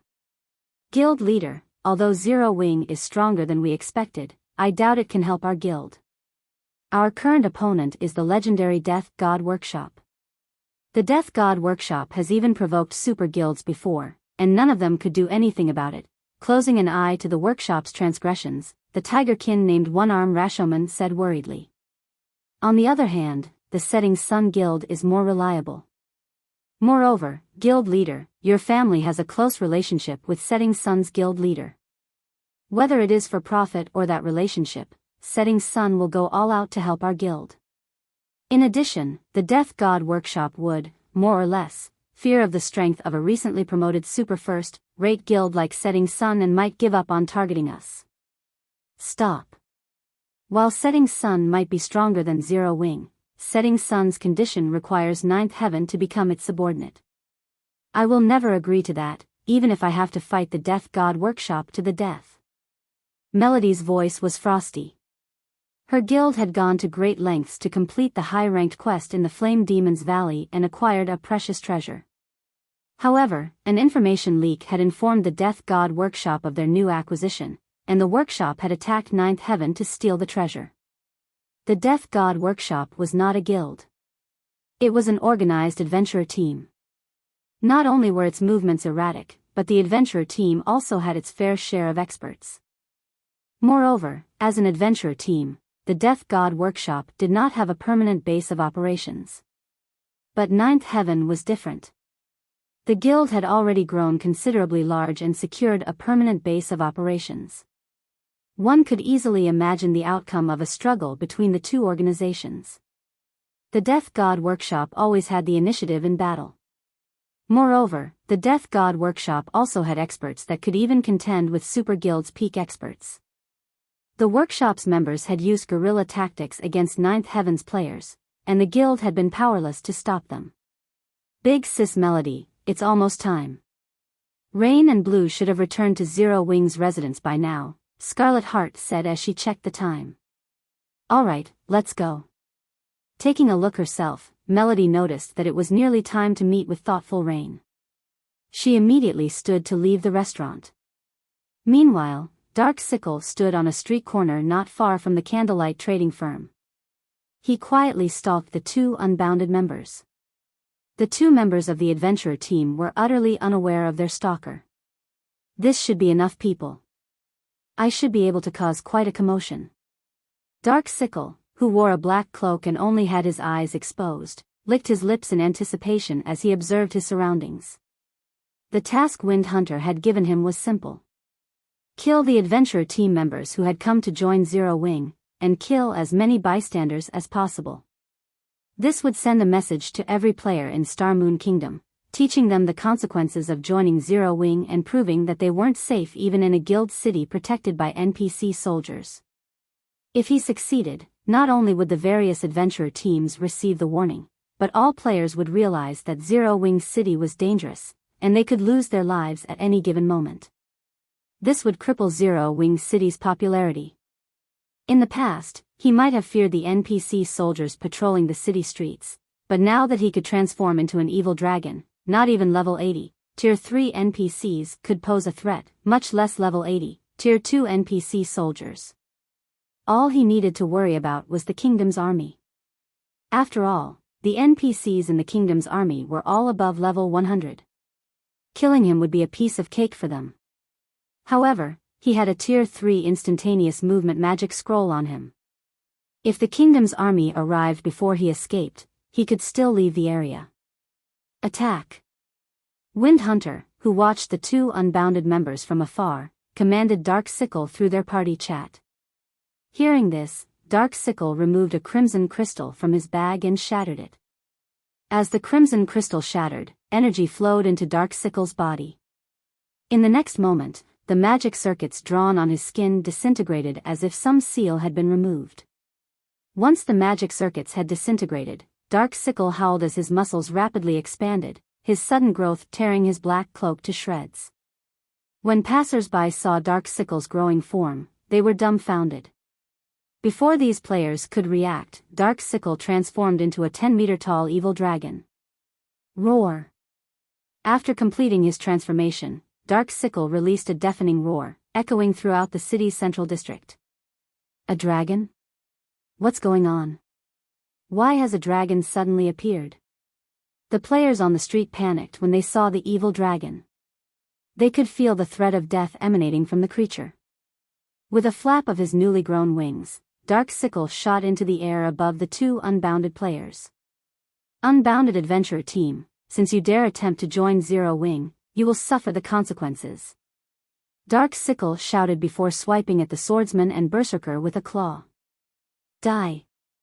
Both the scholarly berserker and the swordsman youth felt powerless against the massive, incoming claw. They had only caught a glimpse of the claw's afterimage, and the power it contained was so great that space around it had become unstable. However, just as the dragon claw was about to strike the two players, everyone saw a blue flash before an agonized cry filled the air. The evil dragon flew over a dozen yards backward before crashing heavily into the ground, the impact leaving a crater under the creature. This outcome dumbfounded the surrounding players once more.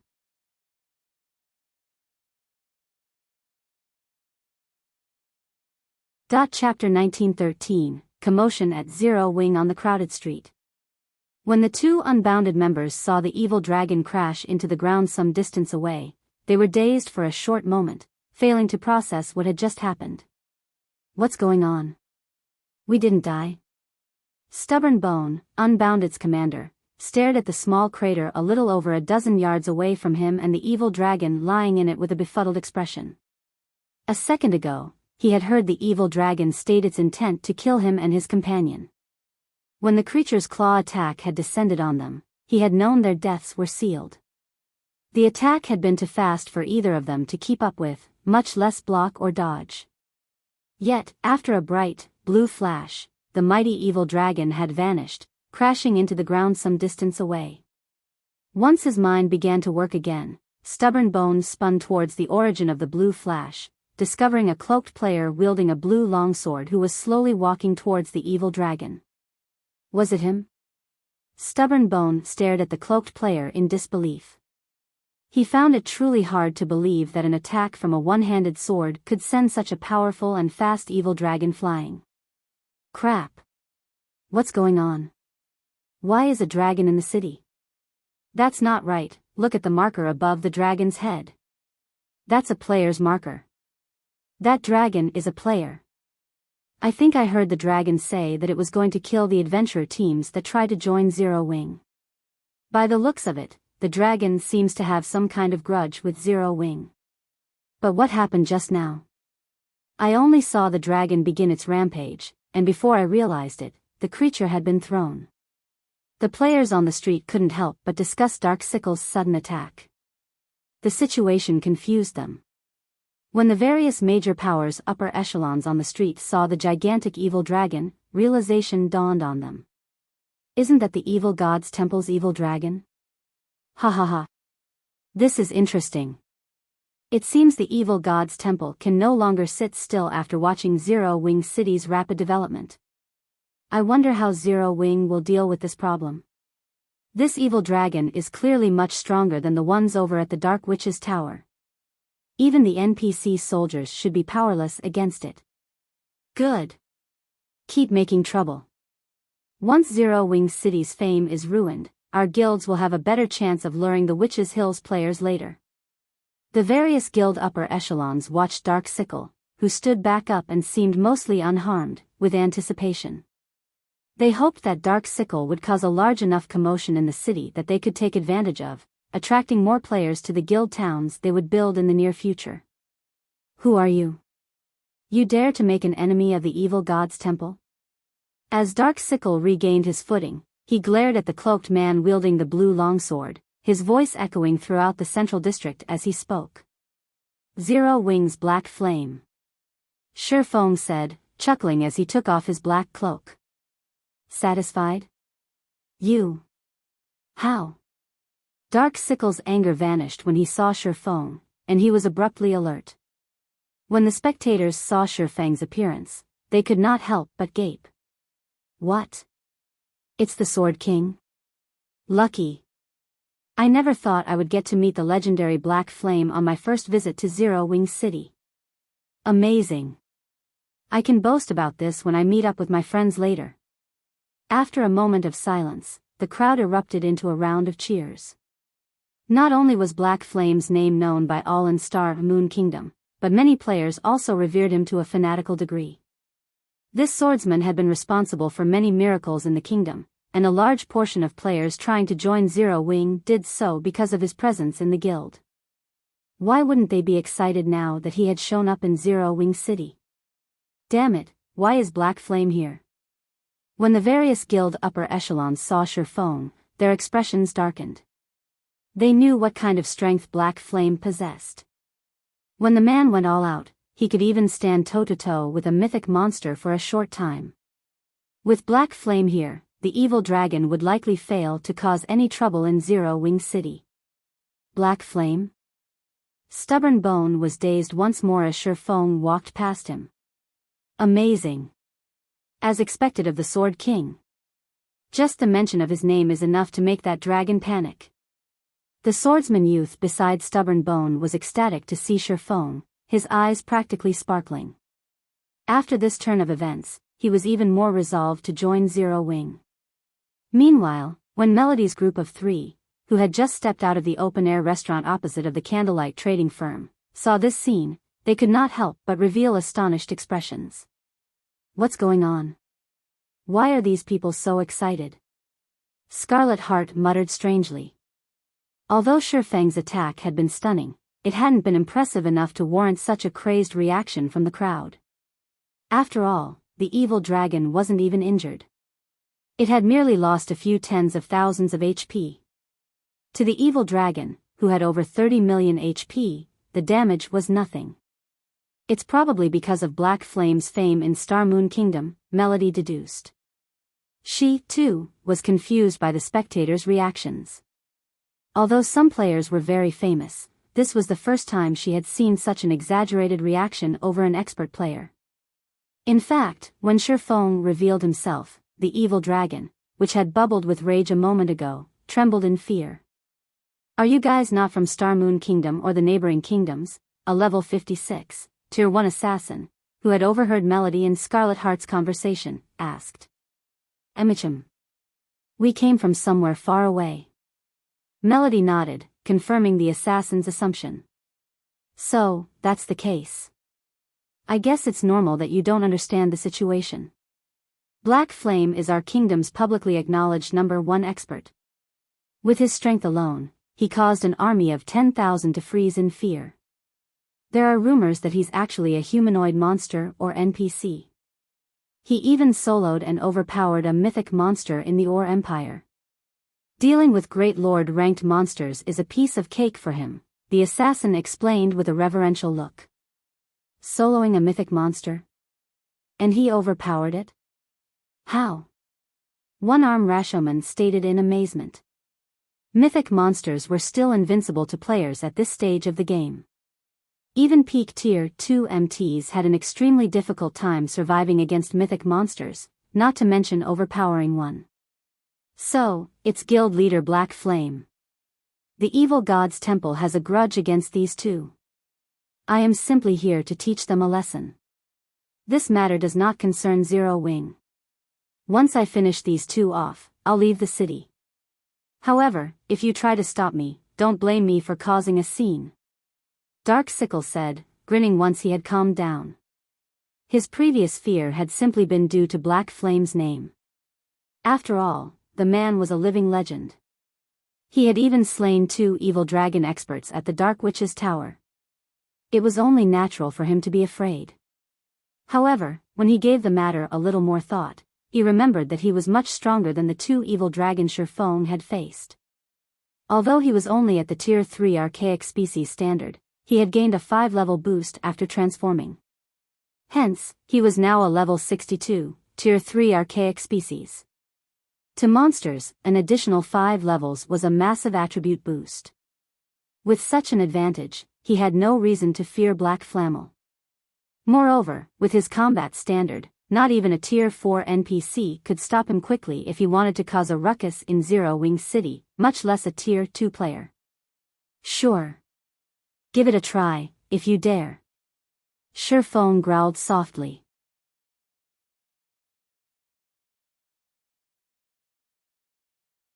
Chapter 1914, Elemental Oppression. When Shifeng fell silent, the crowd couldn't help but grow nervous. They hadn't expected Shifeng to ignore Dark Sickle's threat. The evil dragon was a level 62, Tier 3 archaic species.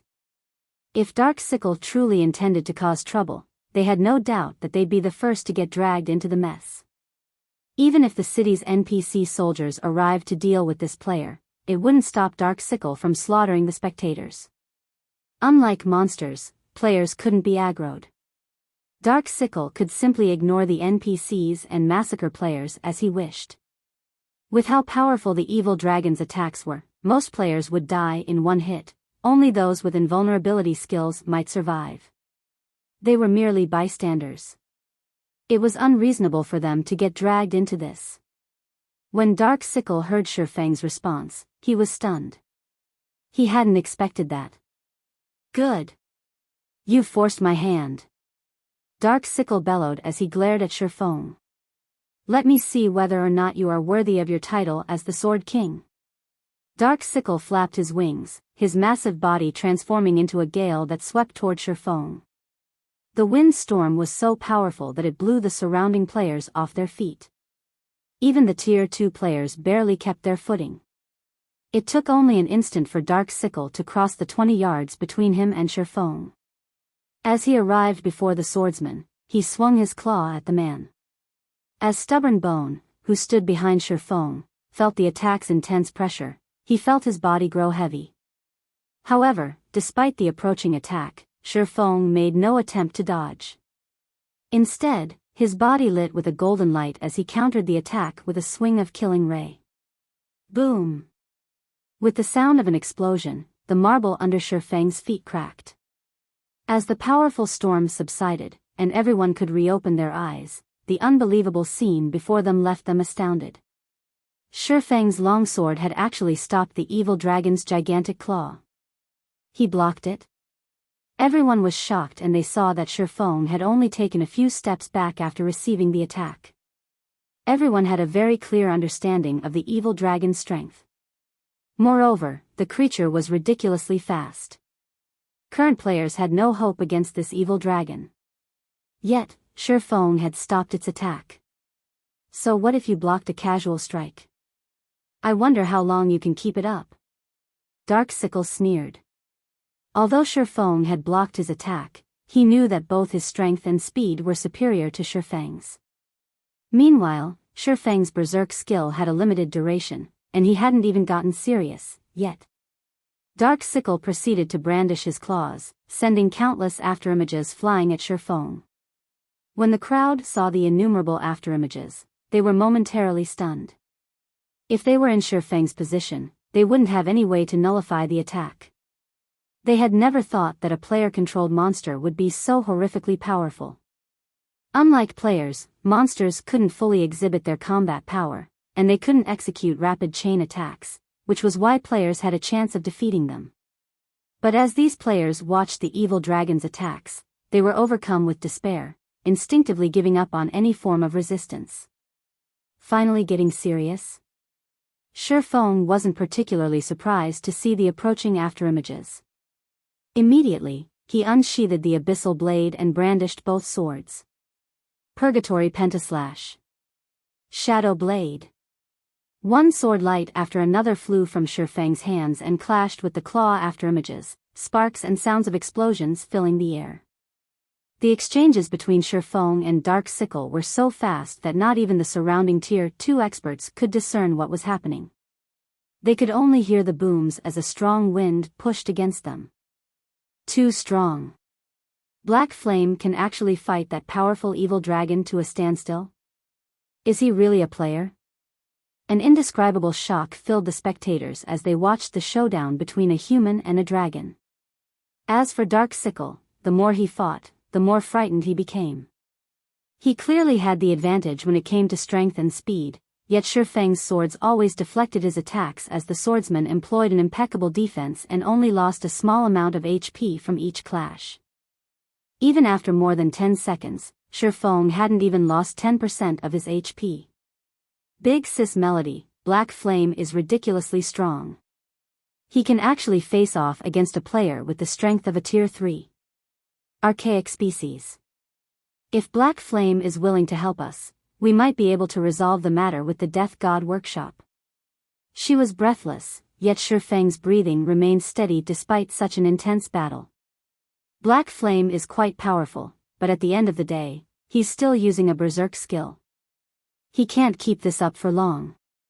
Once his skill's duration is over, he won't be able to stop the evil dragon. We should leave quickly, One-Arm Rashomon said worriedly. There's no need to be afraid. We're in a guild city. There are plenty of NPC soldiers nearby. That evil dragon can't keep fighting for long either, Melody said as she turned to look at Zero Wing City's NPC soldiers, who had just arrived. The first NPC soldiers to arrive were a 20-man patrol squad, and every soldier was a level 80, Tier 2 NPC. Upon arriving, the NPCs attacked Dark Sickle without hesitation. As these Tier 2 NPCs received an attribute boost from the city's core magic array, their strength could rival great lords of the same level. Due to the NPC soldiers' participation, Shifeng's situation turned for the better. One of the Tier 2 cleric NPCs immediately cast recovery on Shifeng, granting him an hot buff. Meanwhile, several MTs carrying shields quickly formed a defensive wall before Shifeng, severely hindering the evil dragon's attacks, while several ranged NPCs bombarded Dark Sickle with attacks, depleting the evil dragon's HP by tens of thousands. Although Dark Sickle still had the upper hand, it was only a matter of time before his HP was whittled down to nothing. Black Flame, I have underestimated you, but you still can't stop me if I target other players. When Dark Sickle saw the growing NPC crowd around him, he realized that continuing his fight with Shifeng would be detrimental. He then shifted his gaze to Unbounded's two members, sneering as he said, I'll show you the price of angering me. After saying so, Dark Sickle flapped his wings and dashed towards Stubborn Bone and the swordsman youth. Since his strength and speed were so much greater than Shifeng and the Tier 2 NPC soldiers, it only took him a second to shake them off and reach the Unbounded duo. Elemental Oppression. Shifeng shouted. Suddenly, a beam of light shot up from each of the 4 towers of elements, located in Zero Wing City's 4 corners. A colossal magic array enveloped the city from above, freezing space within the city's walls. Every player in the city felt their bodies become indescribably heavy. As for Dark Sickle, it felt as if his body had been submerged in a pool of water. Now, it took a lot more effort to move his claws, decreasing his attack speed by more than 50%. After activating Elemental Oppression, Shifeng used Instant Strike to appear before Dark Sickle. He then swung Killing Ray at the evil dragon's descending claw. Pung! After repelling the attack, Shifeng thrust the abyssal blade towards Dark Sickle. Although the evil dragon saw the attack and tried to intercept it with his other claw, He was simply too slow to keep up with Shifeng's strike. Suddenly, Dark Sickle felt pain in his chest before his body was thrown backward, the attack's outcome surprising him.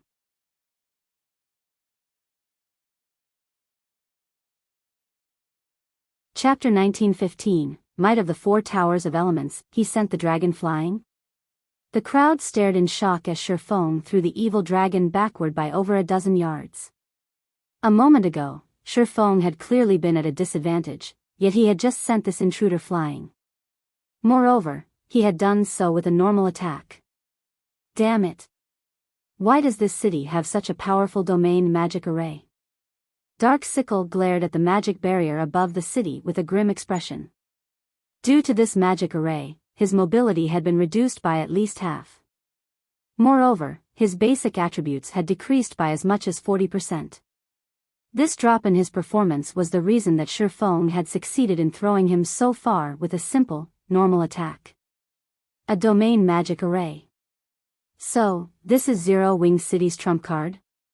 Although the magic array's powerful suppression only targeted Dark Sickle, the various guild upper echelons realized what had happened. The previous exchange's unexpected outcome hadn't been a result of Shifeng's strength.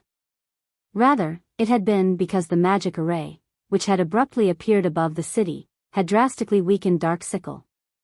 The magic array must be particularly powerful since an ordinary array wouldn't be enough to suppress a Tier 3 archaic species to this extent.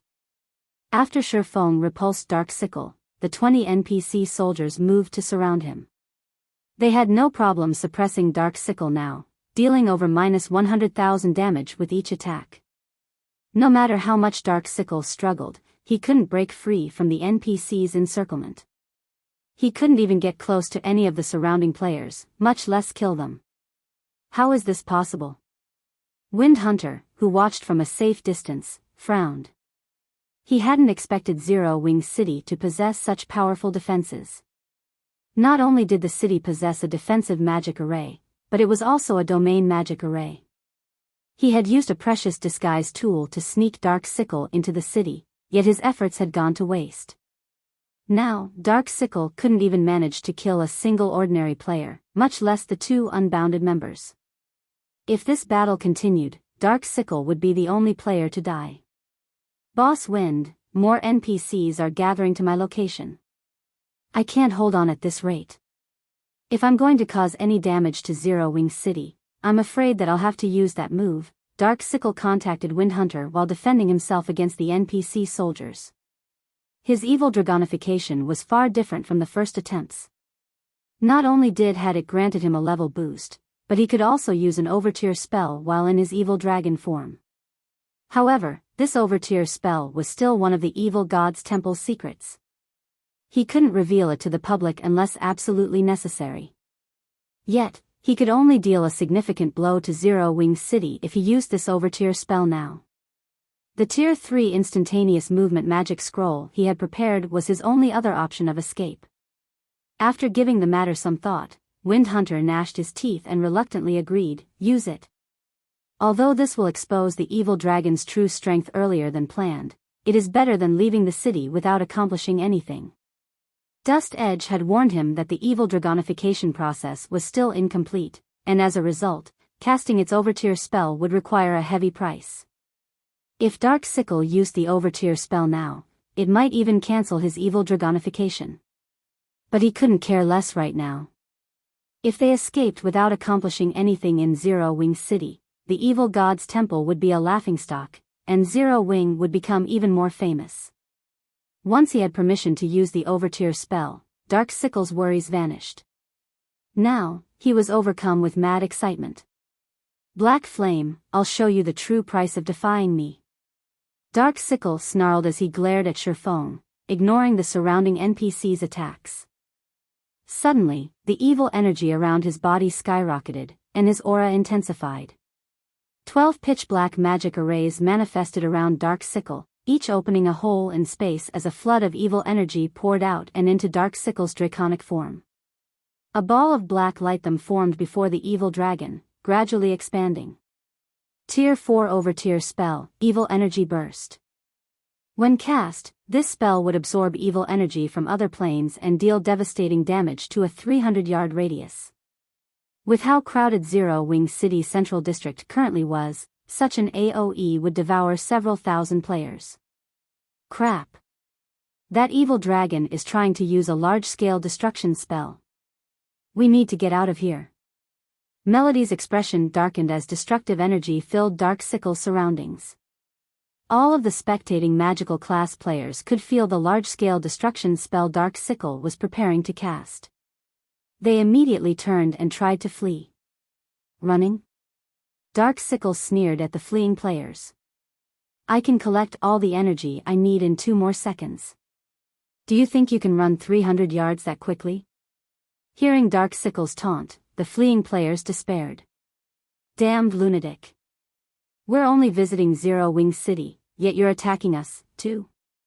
Evil God's Temple, just you wait. I won't let you get away with this. The spectating players realized that escape was impossible. Aside from the NPCs and players with invulnerability skills, all of these players would likely die. Ha ha ha. Excellent. The Evil God's Temple has done a good job this time. I can't wait to see who would dare develop in Zero Wing City after today. The Evil God's Temple is ruthless, attacking Zero Wing City so soon after Zero Wing attacked Ancient Rock City. It seems Zero Wing will have a hard time developing further. The various guild upper echelons watching from a distance laughed as Dark Sickle prepared his large-scale destruction spell. Not only had the Evil God's Temple managed to sneak an evil dragon into Zero Wing City, but the evil dragon in question could also cast a large-scale destruction spell. After this, no player would feel safe visiting Zero Wing City in the future. Meanwhile, this situation would grant their guilds an opportunity to develop in the Witch's Hill. Die! Dark Sickle bellowed, madness filling his eyes as he glared at Shifeng, who stood unmoving before the 2 unbounded members. Suddenly, the pitch-black light ball before the evil dragon rapidly expanded. Like a black hole that devoured everything, the light ball all in its path with evil energy. Even elemental suppression is useless? A cold glint flashed in Shifeng's eyes as he stared at the expanding ball of light. What about this, then? Saying so, Shifeng activated the 4 Towers of Element's second killing move. Tier 4 Curse, Elemental Burst. The 4 Towers of Elements were one of God's domain's peak defensive structures. Even after 10 years in the game, the various super guilds had continued to protect their cities with the 4 Towers of Elements due to their 3 killing moves. Elemental Suppression, a domain magic array that drastically weakened enemies' combat powers, both in and outside of the city, was the tower's first move. The second move was Elemental Burst, a Tier 4 curse that rivaled a Tier 5 spell. Even Tier 5 existences would not dare to take this move head-on. The third move was Elemental Seal, a spell that even Tier 5 beings were afraid of. Of course, unlike the first 2 moves, which only required a small number of magic crystals, activating Elemental Seal required mana stones. As Shifeng activated Elemental Burst, a 4-colored beam descended from the magic array above Zero Wing City, slamming into Dark Sickle and the black light ball before him. By the time the light faded, only an empty crater, over 10 meters deep, remained.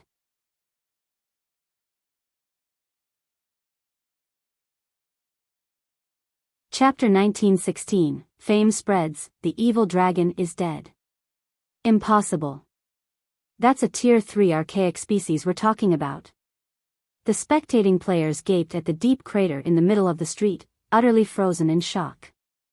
They had thought that their deaths were certain a moment ago, but in the next second, the evil dragon, which had been about to release a large-scale destruction spell, had died. It had been so thoroughly destroyed that not even ashes remained. So strong. That attack instantly killed the half-HP dragon. Big Sis Melody, do you think that Zero Wing launched that attack just now? Scarlet Heart asked, overcome with shock.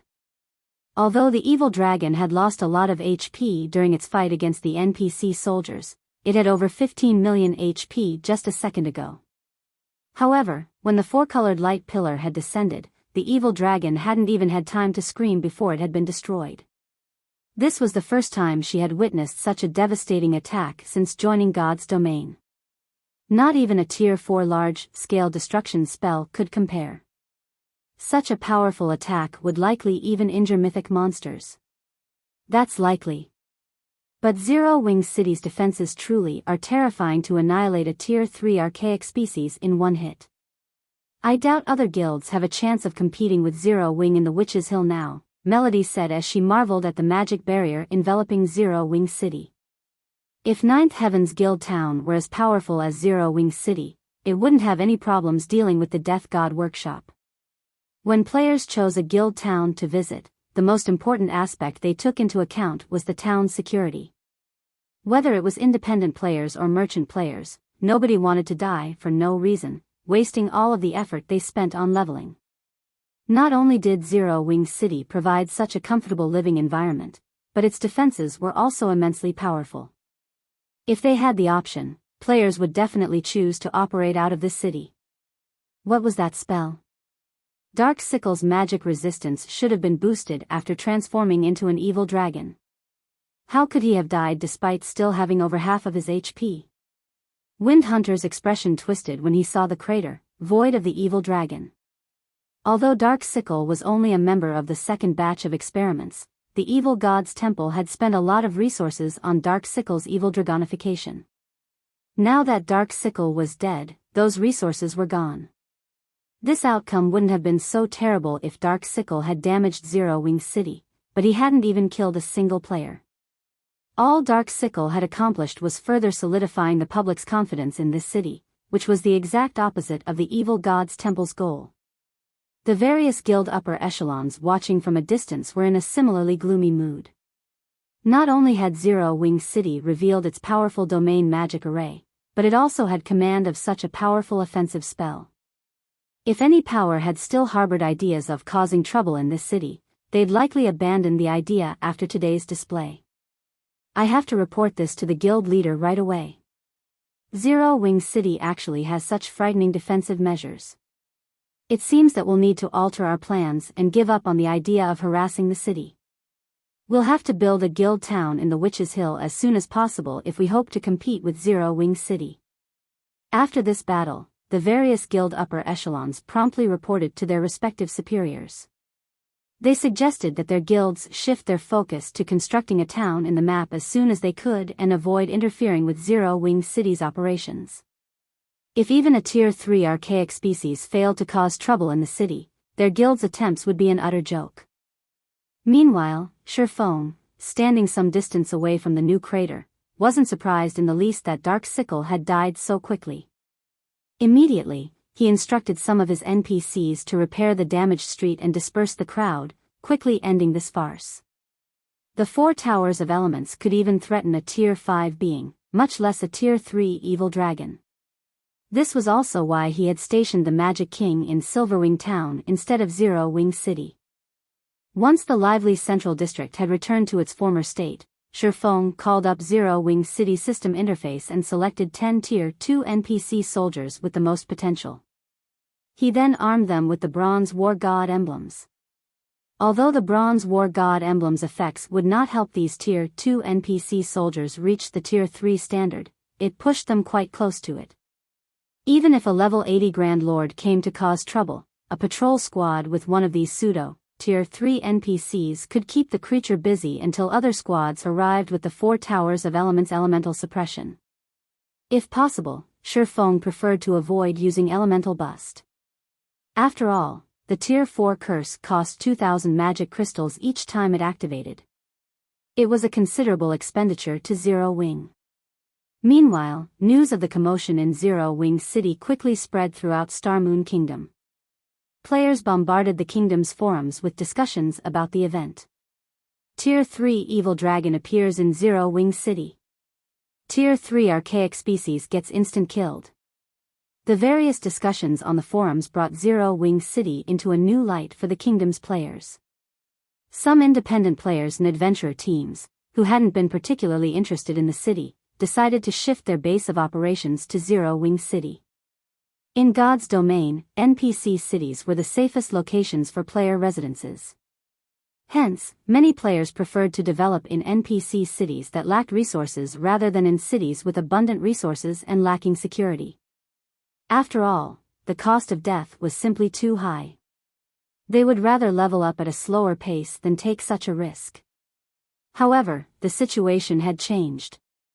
Since Zero Wing City could even instant-kill a Tier 3 archaic species, it was more than capable of doing the same for current players. If any player dared to cause trouble in the city, they'd suffer a similar fate as the evil dragon. One could say that Zero Wing City was now even safer than an ordinary NPC city. It also provided many benefits and occupied a resource-rich area. For a time, a large number of players in Star Moon Kingdom started to migrate to Zero Wing City, awaiting the Otherworld Gate's activation. In less than half an hour, Zero Wing City's player population had reached 10 million. Although many more players tried to enter the city, it had reached its maximum capacity. If players wished to enter the city, they would have to wait for others to leave it. Due to this, more than 100 adventurer teams now petitioned to join Zero Wing. Every one of these adventurer teams contacted Aqua Rose in the hopes that she could facilitate their merger, offering resources and lands that tempted the Zero Wing Vice Guild leader. One adventurer team's resources might not be a match for a large guild's, but over 100 teams combined would have a frightening amount. Furthermore, many of the teams applying to join Zero Wing were well-known adventurer teams from Star Moon Kingdom and other countries. Their resources and lands were things that Zero Wing severely lacked. Because of this, Aqua Rose was at a loss, unsure of which adventurer teams to accept into the guild. Meanwhile, Melody, Scarlet Heart, and One-Arm Rashomon waited at the entrance to Zero Wing's guild residence. As they gazed at the many adventurer teams lined up to join the guild, they couldn't help their growing nerves. Big Sis Melody, with how powerful Zero Wing is right now, do you think guild leader Black Flame will accept our request? With the remuneration we plan to offer? Scarlet Heart asked nervously as she looked at the Tier 2 experts of the various adventurer teams entering Zero Wing's residence. These well-known adventurer teams all had a lot of resources and land saved up. Even so, they were still willing to hand everything over to Zero Wing in the hopes of merging their entire adventurer team with the guild.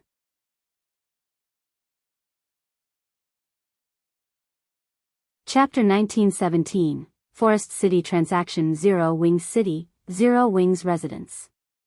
A large number of players crowded around the residence's entrance, applying to join Zero Wing. Many of these players were well-equipped, high-level experts, and quite a few were Tier 2 players. This scene surprised many passers-by. Tier 2 was currently the symbol of an expert. Even players that had only completed the normal mode promotion quest were considered experts. After all, the Tier 2 promotion quest was not easy to clear. It was impossible without reaching a certain standard. However, compared to the Tier 2 players outside of the residence, the adventurer teams in line truly dumbfounded the nearby spectators.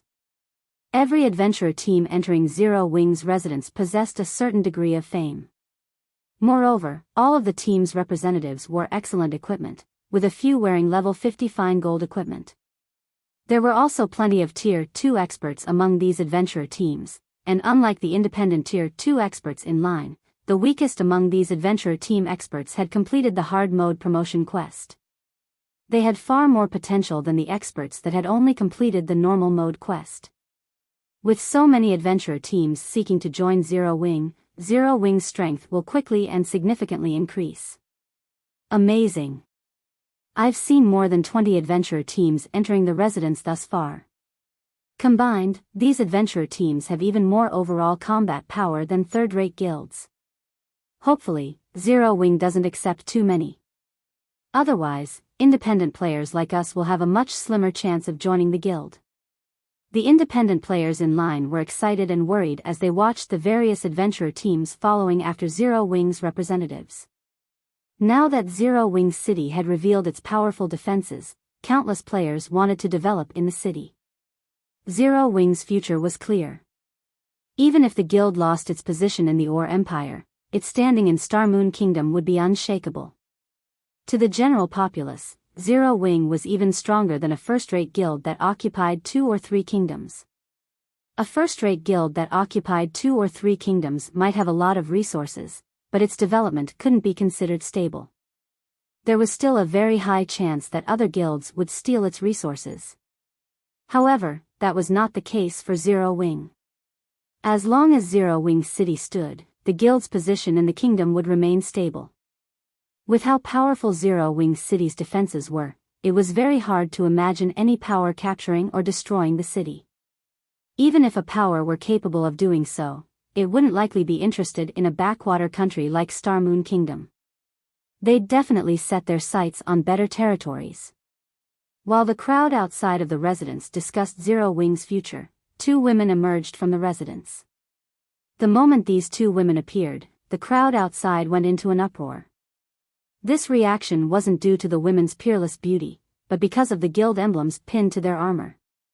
Not only did they wear mysterious Iron Guild emblems, but the emblems also radiated a dark purple glow. In Zero Wing, normal members didn't wear glowing guild emblems. Players would only get a glowing emblem once they became one of the guild's elites, their emblem emitting a light blue glow. The guild's core members wore guild emblems that gave off a light purple glow. Only the players who ranked in the top 10 of their class would wear a dark purple glowing emblem.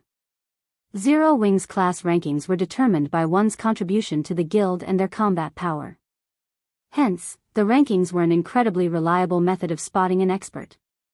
The fact that these 2 women wore dark purple glowing guild emblems meant that they both had extremely high positions in Zero Wing. These 2 women were none other than Thoughtful Rain and Blue Bamboo. When Melody saw the commotion Thoughtful Rain and Blue Bamboo caused just with their appearance alone, she could not help but marvel at the situation.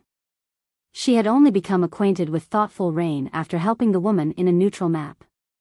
She had recognized Thoughtful Rain's strength and had thought of poaching the woman into 9th heaven. However, looking at it now, she found the idea laughable. "Rain, what did your guild leader say?"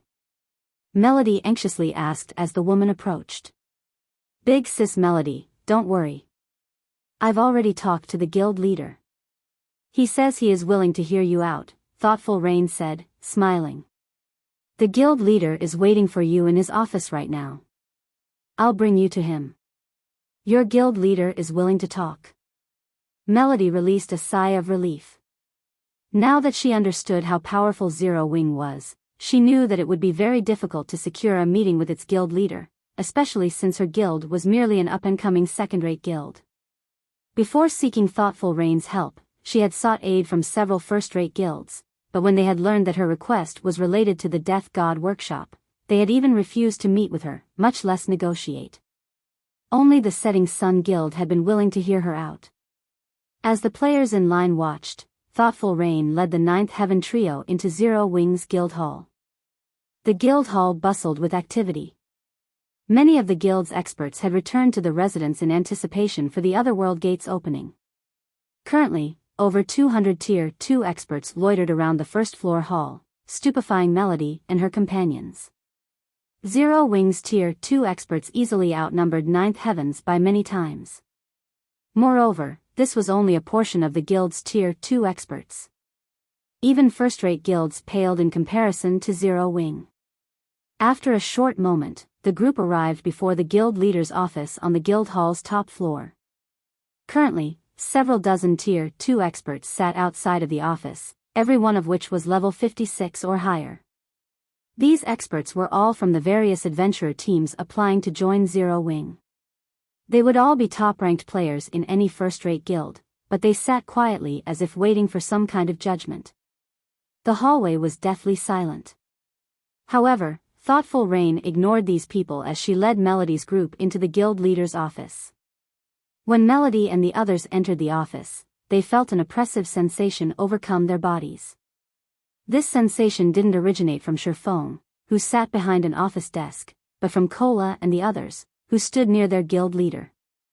When they saw Kola and his companions' levels, Melody's group was speechless. Including Kola, 4 of these people had reached level 60, while the rest were level 59. Right now, even the highest-leveled player in Forest City was only level 58. "You're here. Rain has already told me about your situation. Zero Wing can help you with your problem, but in return, Zero Wing wants 2 shops in Forest City's Central District. What are your thoughts on this condition? Shifeng said when he saw Melody entering the room. 2 Central District shops. Melody breathed a sigh of relief when she heard this. She had been afraid that Shifeng would try to take advantage of their predicament and rip them off, but he had simply asked for 1 more shop than she had initially prepared. That won't be a problem. However, may I know when Guild Leader Black Flame intends to deal with the matter regarding the Death God Workshop? If the situation dragged on for too long, Ninth Heaven's losses would become increasingly severe. Unfortunately, dealing with an organization like the Death God Workshop wasn't easy. Preparations had to be made. If Shifeng could give her a time frame, she would have an easier time coordinating with his guild. Once we sign a contract, I'll send Cola's group with you to Forest City to deal with the issue, Shifeng responded. Just them? One-arm Rashoman's eyes widened in shock when he heard Shifeng's plan. Turning to Cola and the others, he could not help but feel that Shifeng was taking them too lightly. Either that, or he had no idea of the Death God Workshop's strength. The Death God Workshop had several hundred members, and every one of them was an expert. Moreover, the workshop constantly employed hit-and-run tactics, making its movements unpredictable. Stopping the Death God Workshop with only the several players in Cola's party would be impossible. If the matter had been that simple, Ninth Heaven could have resolved it without help.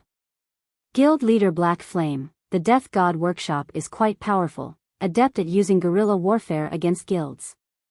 Even superpowers have to tolerate their antics. With so few people, I'm afraid that, Melody tried to warn Shifeng. Relax. Cola's group will be enough. If it isn't, I'll find another way to deal with this problem, Shifeng said, chuckling. If you have no other concerns, let's sign the contract. Melody could not help but sigh at Shifeng's response, but since he had agreed to help, demanding too much wouldn't benefit her. She could only see how this played out. If the problem persisted, Zero Wing would dispatch more experts to deal with the Death God Workshop.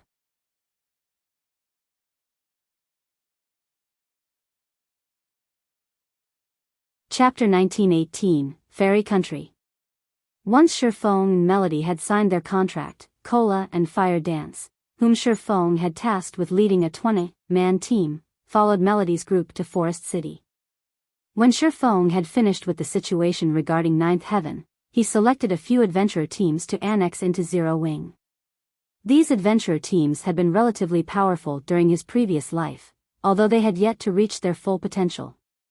Fortunately, their experts were no weaker than those in large guilds.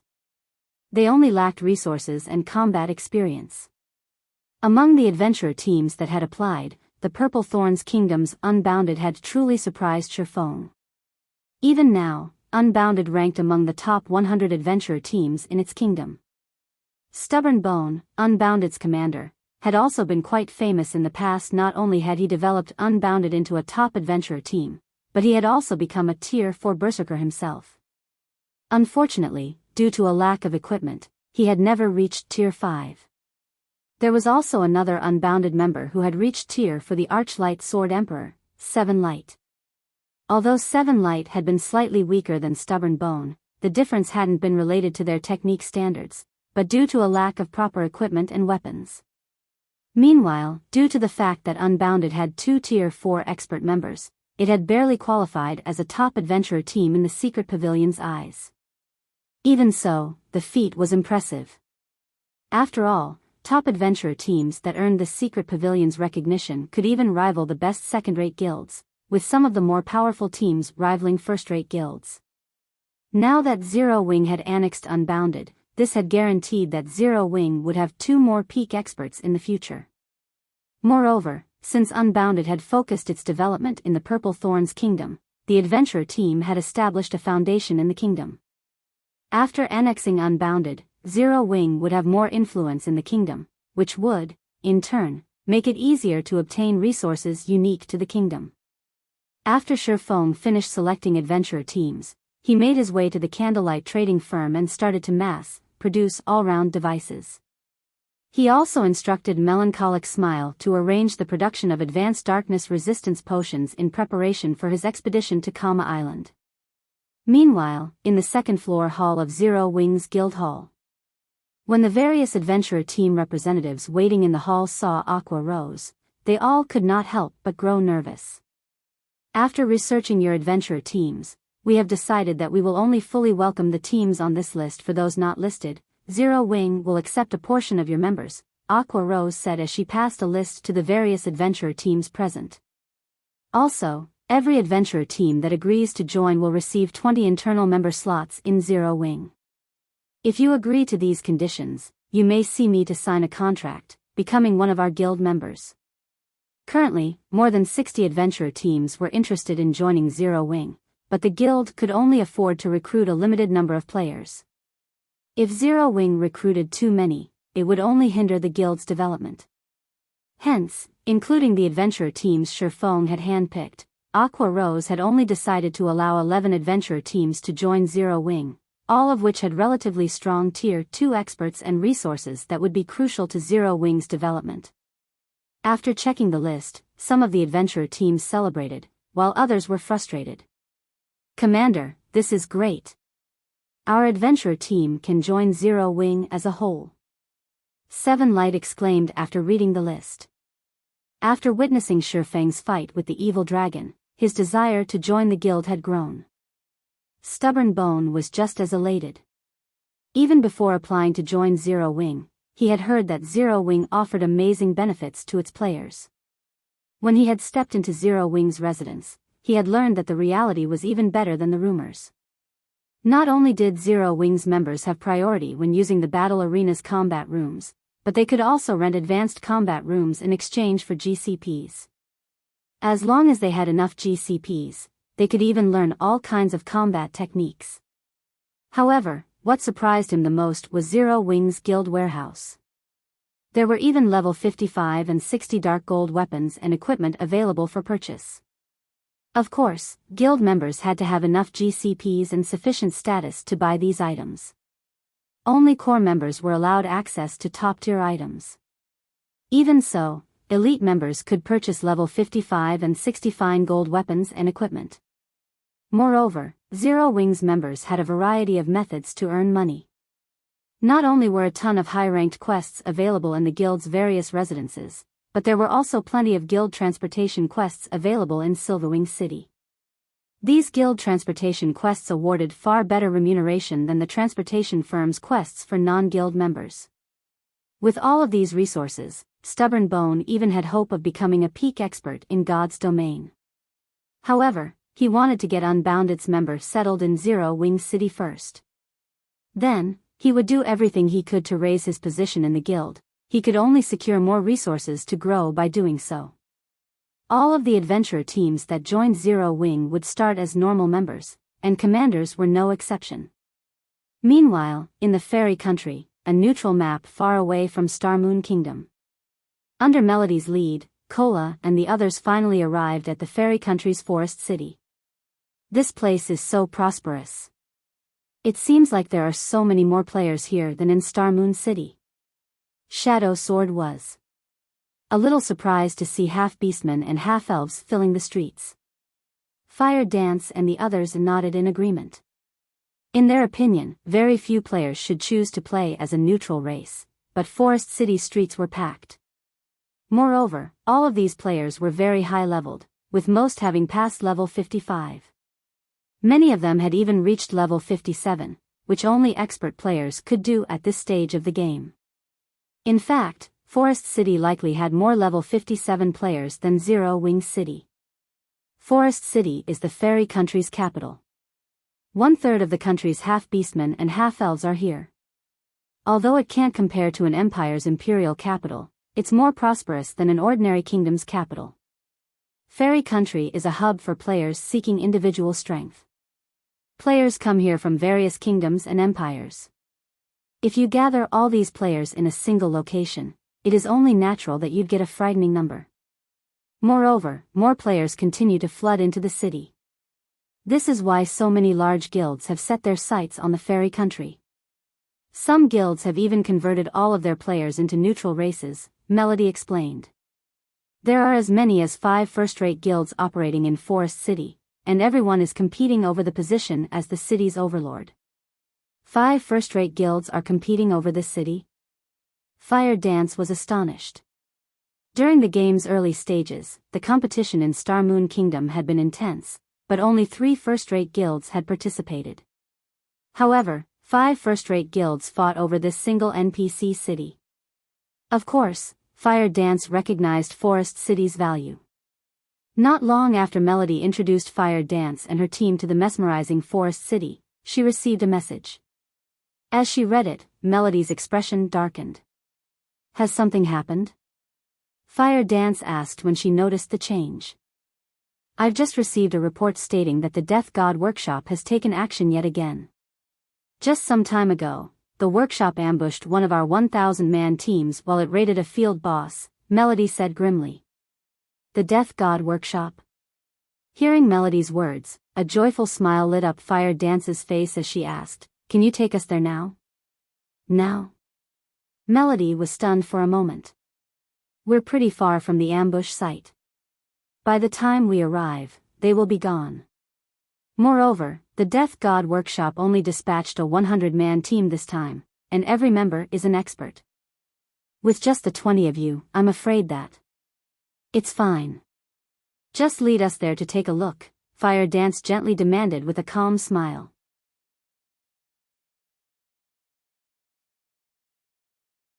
Chapter 1919, Battlefield of Monsters.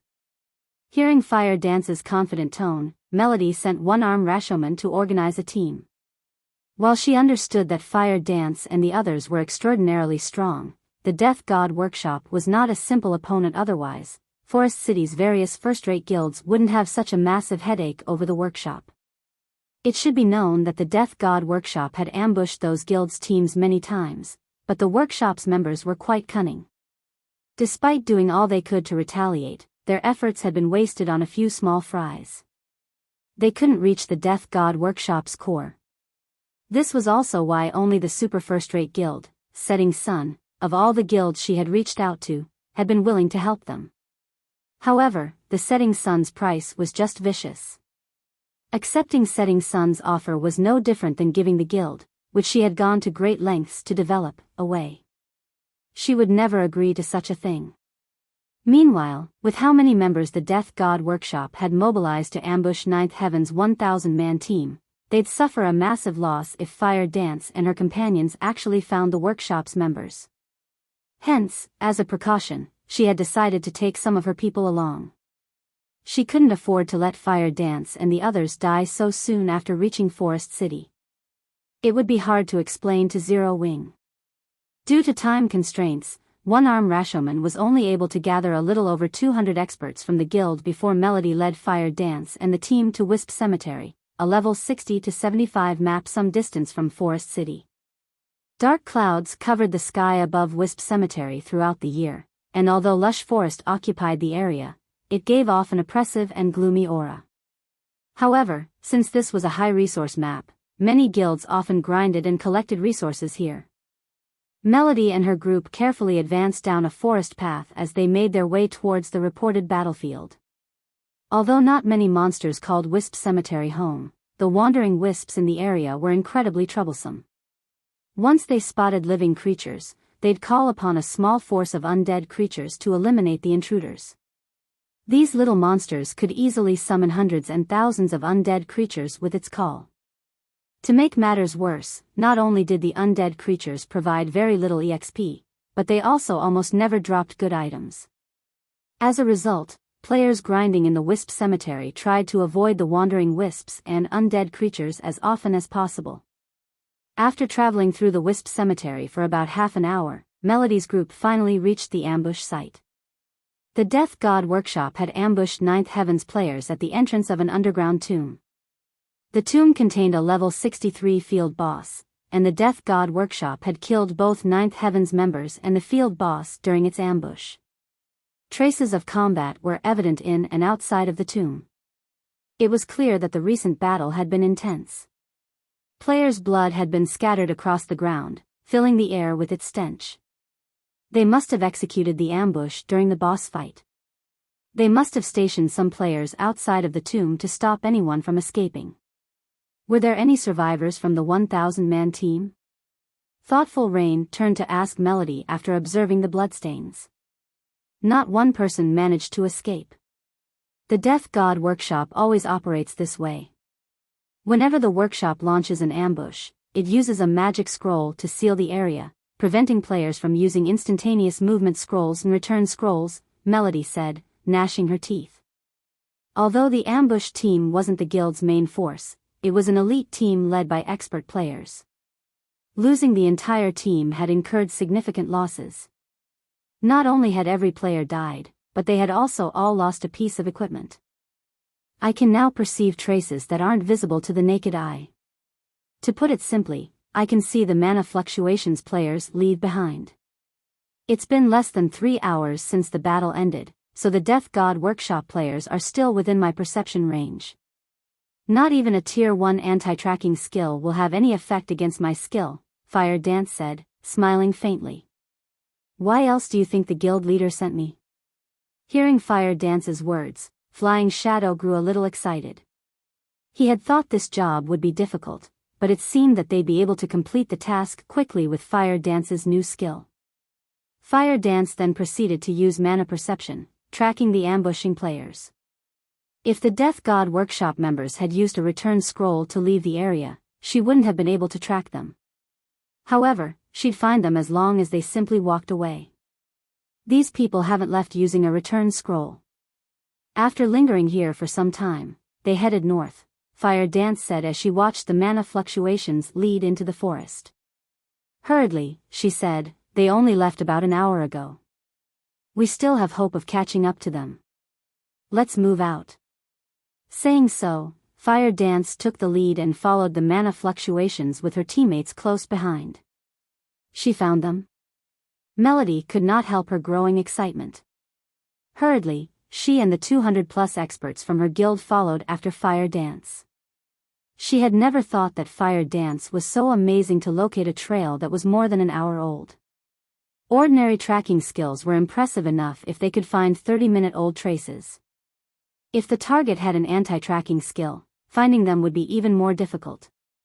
After following the trail for about half an hour, the group finally arrived before an ancient temple nestled in a thick grove of trees. At a glance, over 500 players were gathered before the temple's entrance. However, these players were a part of 2 different groups, a 60-man team, and a 500-man team. All of the 500 wore uniform equipment of relatively high quality, and they were all level 56 or above. This was obviously a guild team. Huh? Isn't that East Crow's troubled madness? Melody, who had hidden behind a tree, wondered aloud when she saw a righteous man among the 500-man team. The man wore aqua-blue mage robes and held a staff embedded with 3 resplendent gemstones. Why is he here? Troubled Madness was a vice guild leader from East Crow, a first-rate guild. In terms of individual strength, he ranked among the top in his guild. He was also one of the top-ranking elementalists in Forest City, and he wasn't any weaker than she was. East Crow's 500-man team had surrounded the Death God Workshop's 60 members. It was evident that East Crow had located the troublesome players before her group. How fortunate. I had never thought that I'd get to meet 2 of the Death God Workshop's famous commanders, Frost Rain and Chopped Axe, at the same time.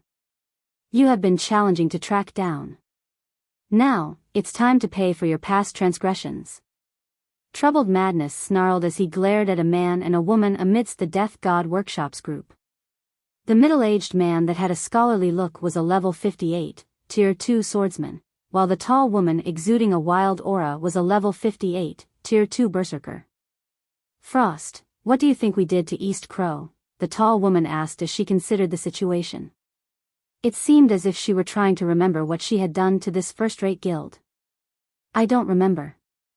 We've done a lot of things. There's no way I can remember everything. Since we can't remember, it shouldn't have been important, Frost Rain, the scholarly man, said with a wave of his hand, expressing his lack of concern over such trivial matters. A mere workshop dares to mock East Crow? We already have you surrounded. None of you should think of leaving this place alive. Troubled Madness bellowed in rage. East Crow's other members went into a frenzy, killing intent flooding from them as they charged at the Death God Workshop players. The Workshop's players had previously killed their guild leader in the fields and stole an important epic weapon, yet they acted as if the incident meant nothing.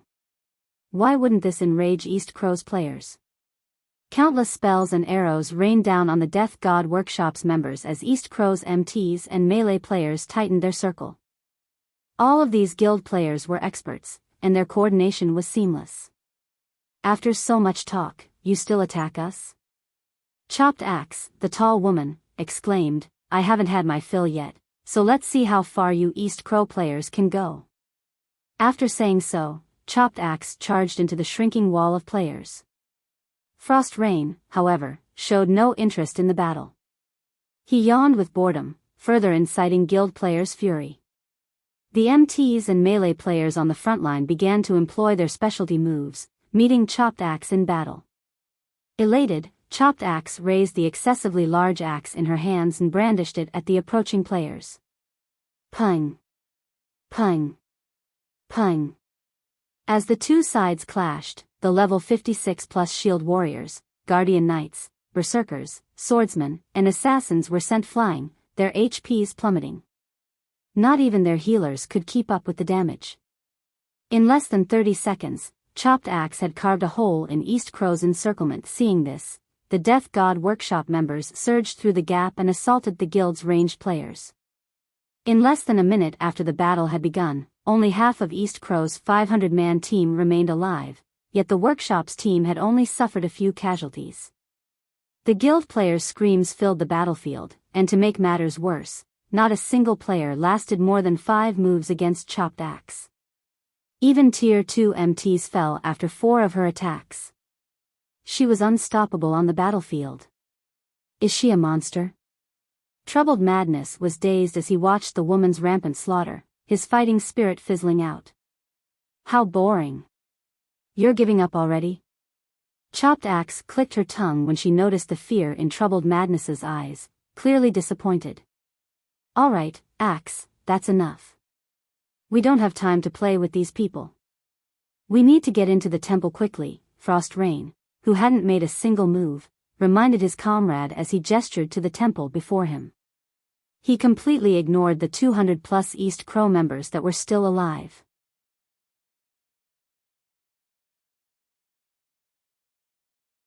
Chapter 1920, Zero Wing vs. Death God. As Troubled Madness and the other East Crow members lost their fighting spirit, they started to pull away from the Death God Workshop's team, trying to avoid the axe-wielding Chopped Axe in particular. Fear overwhelmed the guild players. No matter how they looked at it, this one-sided battle felt like a nightmare. They were all experts from East Crow, a first-rate guild, but they were nothing more than powerless children before the Workshop's players. If they retold this tale in Forest City, no one would believe them. As neutral race players, their Tier 2 promotion quests were more difficult than human players. Of course, after completing their Tier 2 promotion, their racial traits were boosted as well. They were even stronger than ordinary Tier 2 classes. But despite so many Tier 2 players on their team, they had no hope of resisting Chopped Axe. Moreover, the female berserker hadn't used a single skill, relying on her techniques in this battle. As East Crow's members retreated, Death God Workshop's members lost interest in the fight. They didn't even bother to chase down the guild players. Instead, they turned and walked toward the temple. Vice Guild Leader, what should we do? A Tier 2 cleric asked Troubled Madness when he realized that the Workshop's players were ignoring their guild. There's nothing we can do. These people are monsters. Chopped Axe, in particular, has the strength of a 1,000-man legion. We have no chance against her. Most likely, only Setting Sun, which is interested in Forest City, can stop them now, Troubled Madness said as he balled his fists, fear and frustration filling his heart. Although he was a powerful expert, he could only take on 24 experts at the same time. Against a 100-man expert team, even he would have to flee. In contrast, Chopped Axe had just rendered a 500 expert team powerless. With such strength, it would take 1,000 experts to defeat the woman. In other words, Chopped Axe had the strength to single-handedly change the outcome of a battle of several thousand players. Be an absolute nightmare in the fields. Meanwhile, Melody and the other Ninth Heaven members wore grim expressions after watching the battle from their hiding spot in the forest near the temple. How can the Death God Workshop have such a powerful expert? Melody watched Chopped Axe in a daze. Although the Death God Workshop members her guild had encountered were impressive, there hadn't been anyone as strong as Chopped Axe among the group. East Crow's experts were much stronger than independent experts, and while independent players would be considered experts after reaching the early stage of the Trial Tower's 5th floor, East Crow's experts had reached the 5th floor's late stage at the very least. And still, those experts were helpless against Chopped Axe. Although she had brought a little over 200 guild experts with her, these players' overall strength couldn't compare to Troubled Madness's 500-man team. Moreover, Troubled Madness was just as strong as she was. So, they're the Death God Workshop's members? Fire Dance asked Melody. Emichim. They are. Melody nodded. It seems this trip wasn't a complete waste of time after all, Fire Dance said as she watched the group of players approach the mysterious temple. She then turned to her guildmates and announced, "All right, time to get to work." Saying so, Fire Dance emerged from the grove of trees and approached the players from the Death God Workshop. "We're getting to work." Cola and the other Zero Wing members grinned before following after Fire Dance. "What are you doing?" Melody's anxiety peaked as she watched Fire Dance and her companions leave their hiding place. "Didn't you just see how powerful those players are? With our current team, we won't even serve as a warm-up. We should return and organize a stronger team." The Death God Workshop's commanders were its strongest players. She had assumed that while these commanders might be strong, they shouldn't be much stronger than the workshop's other players, but it seemed that she had been gravely mistaken. Moreover, this Death God Workshop team was led by 2 commander-level existences. When she considered the possibility of the scholarly man, Frost Rain, being as powerful as Chopped Axe, she shuddered. Fighting the 2 Death God Workshop commanders at the same time would be suicidal. However, despite Melody's advice, Fire Dance stepped out of the forest's cover as if she hadn't heard Melody at all. "Guild leader, what should we do?" Scarlet Heart asked nervously. "We have no choice, we have to follow them. We are responsible for requesting Zero Wing's help. We can't sit here and do nothing while they fight." Melody sighed as she and her guild members followed Zero Wing's team. The temple's entrance was an empty clearing, void of any obstructions. The moment Fire Dance and her team appeared, they attracted the attention of East Crow's members. "Who are they?" "Huh. They're human. Why are humans here?" East Crow's members softly discussed the approaching players. Aside from merchant players, human players were rare in the fairy country. Naturally, spotting a group of 20 human players would be odd. Shortly after Zero Wing's members left the forest, Ninth Heaven's players revealed themselves. Since Ninth Heaven was a local first-rate guild, East Crow's members recognized the expert players, especially Melody. For a time, a commotion erupted among East Crow's members. What is Ninth Heaven's guild leader doing here? Did she come to take revenge for the Death God Workshop's recent ambush? That shouldn't be the case, right? Didn't she see the fight just now? Even with our numbers, we were no match. And she only has around 200 experts with her. With so few players, they won't even be a warm-up for Chopped Axe. They must have missed it. Why else would they make such a foolish move? East Crow's members were shocked as they watched Ninth Heaven's team approach the Death God Workshop members. They could not figure out what Melody was trying to do. Troubled Madness agreed that Melody must have lost her mind. Even if she hadn't seen the battle, she should at least notice the corpses littering the clearing. "Oh. Aren't you from Ninth Heaven?" Chopped Axe recognized Melody's group immediately. Smiling, she asked, "What? You want revenge for the trash we killed just now?" Feel free to try. I can use this chance to stretch before going into the temple. Guild leader Melody, don't mind chopped axe. She is just joking. Don't take her seriously, Frost Rain, who stood beside chopped axe, said, smiling at Melody. If Ninth Heaven is willing to hand the item over, the Death God Workshop will stop targeting your members. I hope that you have carefully considered the matter. Don't even think about it. I will never hand it over to you. Melody growled, rage burning in her gaze. It seems guild leader Melody still doesn't understand us. Since you're here, then, I'll show you the difference between us personally, Frost Rain said. Turning to his team members, he said, go. Remove these players, but leave guild leader Melody alive. Hearing Frost Rain's command, the several dozen Death God Workshop members pounced on Ninth Heaven's members like wild beasts. They treated the 200+ experts before them like prey awaiting slaughter. Everyone, prepare for battle. Do not fight alone. Melody said, her expression grim as she glared at the 50+ players charging towards her. Although these Death God Workshop members were not as monstrous as Chopped Axe, they were extraordinarily powerful. She knew from watching the previous battle that they were far stronger than ordinary experts. Just before the workshop's players reached Ninth Heaven's members, a black-clad figure appeared before one of the level 57, Tier 2 Guardian Knights leading the charge. This figure then transformed into a shadow as it pierced through the Guardian Knight. Without time to utter a scream, the Tier 2 Guardian Knight collapsed to the ground, his HP bar drained to nothing. The workshop's players slid to a halt after seeing the shocking attack, turning towards the figure. Who are you? The Death God Workshop members demanded as they watched the figure, afraid. I am Zero Wings Fire Dance. Fire Dance introduced herself as she sheathed 1,000 transformations. Sweeping a glance over the Death God Workshop's members, she calmly stated, I'm here to bury you.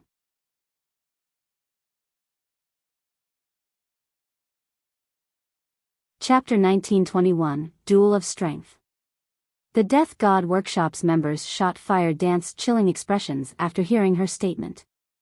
You're here to bury us? How bold. This woman must be dreaming.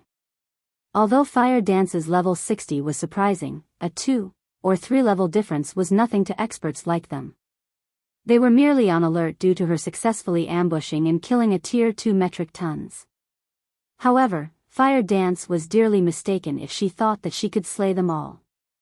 Several melee experts immediately charged at the assassin, striking with axes, spears, and greatswords simultaneously. These experts' coordination blocked all paths of retreat available. However, Fire Dance did not remain idle. Unsheathing 1,000 transformations once more, she met the approaching weapons with her fragmented legendary sword. When the weapons collided, something astonishing occurred. The impact threw the several charging melee players, and despite all of them being Tier 2 experts, they felt their arms numb from the force, their weapons trembling violently. How can an assassin have so much strength? The several Death God Workshop members that had attacked stared at Fire Dance as she charged towards them in horror. Their movements were still stiff, so their mobility was limited. They couldn't even defend themselves. Realizing that something was amiss, the workshop's ranged players hurriedly launched attacks at the darting assassin. Countless spells and arrows rained down on Fire Dance, covering enough area that she couldn't avoid all of the attacks in time. However, just before the attack struck Fire Dance, a giant of a figure appeared before her. It was none other than Kola, who was more than eager to join the fray. With his shield raised, a barrier of light formed before him, preventing any ranged attacks from reaching his comrade. Even after taking a beating from the ranged attacks, the light barrier remained intact. Meanwhile, Fire Dance arrived before the several stiffened melee players. Executing Absolute Strike and Shadow Turmoil, she killed 2 of them instantly. This turn of events made the Death God Workshop members frown deeply. When Fire Dance had ambushed and killed the Tier 2 metric tons, they hadn't gotten a clear view of the assassin's combat standards, but after this clash, they knew that both Fire Dance and Kola were extremely powerful experts. Their grasp on timing and their coordination were incredible. So strong. Troubled Madness, who watched the battle from a safe distance, gasped when Fire Dance had instantly eliminated 2 players. After fighting the Death God Workshop earlier, he had learned how powerful the workshop's Tier 2 experts were. Even in a one-on-one, he was not confident of defeating those experts decisively, let alone several of them at once. It seems you're not all talk after all. I finally get to have some fun. Chopped Axe licked the corner of her lips before raising her gigantic battle axe and charging at the human assassin. Although Chopped Axe was a berserker, her movement speed was even higher than ordinary assassins. Fully displaying the benefit of being a tigerkin, she left afterimages wherever she passed. By the time Fire Dance had killed her 4th Death God Workshop member, Chopped Axe had appeared before the female assassin. Raising her battle axe with a single hand, she sent a powerful chop at Fire Dance. As the weapon descended, space around its blade showed faint signs of crumbling. Tier 2 skill, Spatial Quake. Not only did Spatial Quake temporarily increase her strength, but it also dealt damage in a 5 by 15 yard area before her. It was one of the few AoE skills the Berserker class possessed. Not one to fall behind, Fire Dance used the Tier 2 skill, Shadow Edge. Unlike the earlier clashes, neither player had been thrown when Fire Dance's short sword met Chopped Axe's colossal weapon. She had also learned super rare passive skills and wielded a special legacy. Moreover, her weapon was an epic battle axe. Her strength was even unrivaled within the Death God Workshop. The unexpected outcome put Chopped Axe in a very bad mood. She, someone famed for her strength, had failed to defeat a human assassin in a duel of the attribute. This was unforgivable. As for Cola and the others, they were fully aware of just how powerful Fire Dance was. Not only did she wear multiple pieces of epic equipment, but she also wielded 1,000 transformations.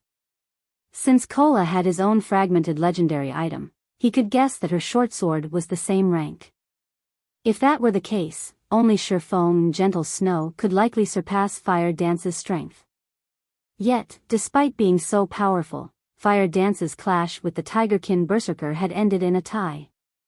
While everyone was still shocked by the collision, neither Fire Dance nor Chopped Axe gave their opponent an opportunity as they continued to launch frenzied attacks. For a time, afterimages of Fire Dance's short sword and Chopped Axe's axe filled the battlefield. Chopped Axe had better techniques than Fire Dance, and it was evident that she had reached the flowing water realm. She could perceive Fire Dance's attacks as soon as the human assassin began to execute them.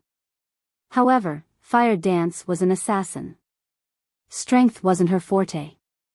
Her true power lay in her speed, so even though the Berserker could read her movements, she still had an advantage with her movement speed, making up for her weaker combat standard. Despite such a thrilling battle, where her life would be forfeit if she made a single mistake, Fire Dance very much enjoyed this moment. Throughout this battle, she recognized many of her deficiencies and perfected her techniques. Fortunately, the same could not be said for Chopped Axe. She could only watch, displeased, as the human assassin continued to improve as they dueled. You dare use me as a grinding stone? Do you think I will give you enough time to grow stronger? Chopped Axe immediately activated her berserk skill, Savage God's Power, her muscles rapidly expanding. In the blink of an eye, she transformed into a 3-meter-tall giant. At the same time, an extra crimson battle axe had appeared in her hand, radiating waves of bone-chilling mana. You are the first person in the fairy country to force me to use this move. Now, go to hell. Chopped Axe then swung her blades in a powerful downward slash towards Fire Dance. Tier 2 Taboo Skill, Meteoric Annihilation. Suddenly, over a dozen crimson axes descended from the sky, each carrying the weight of a mountain. In response, Fire Dance activated Power of Darkness before brandishing 1,000 transformations, sending countless water whips at the falling axe blades. Domain Skill, Water Binding.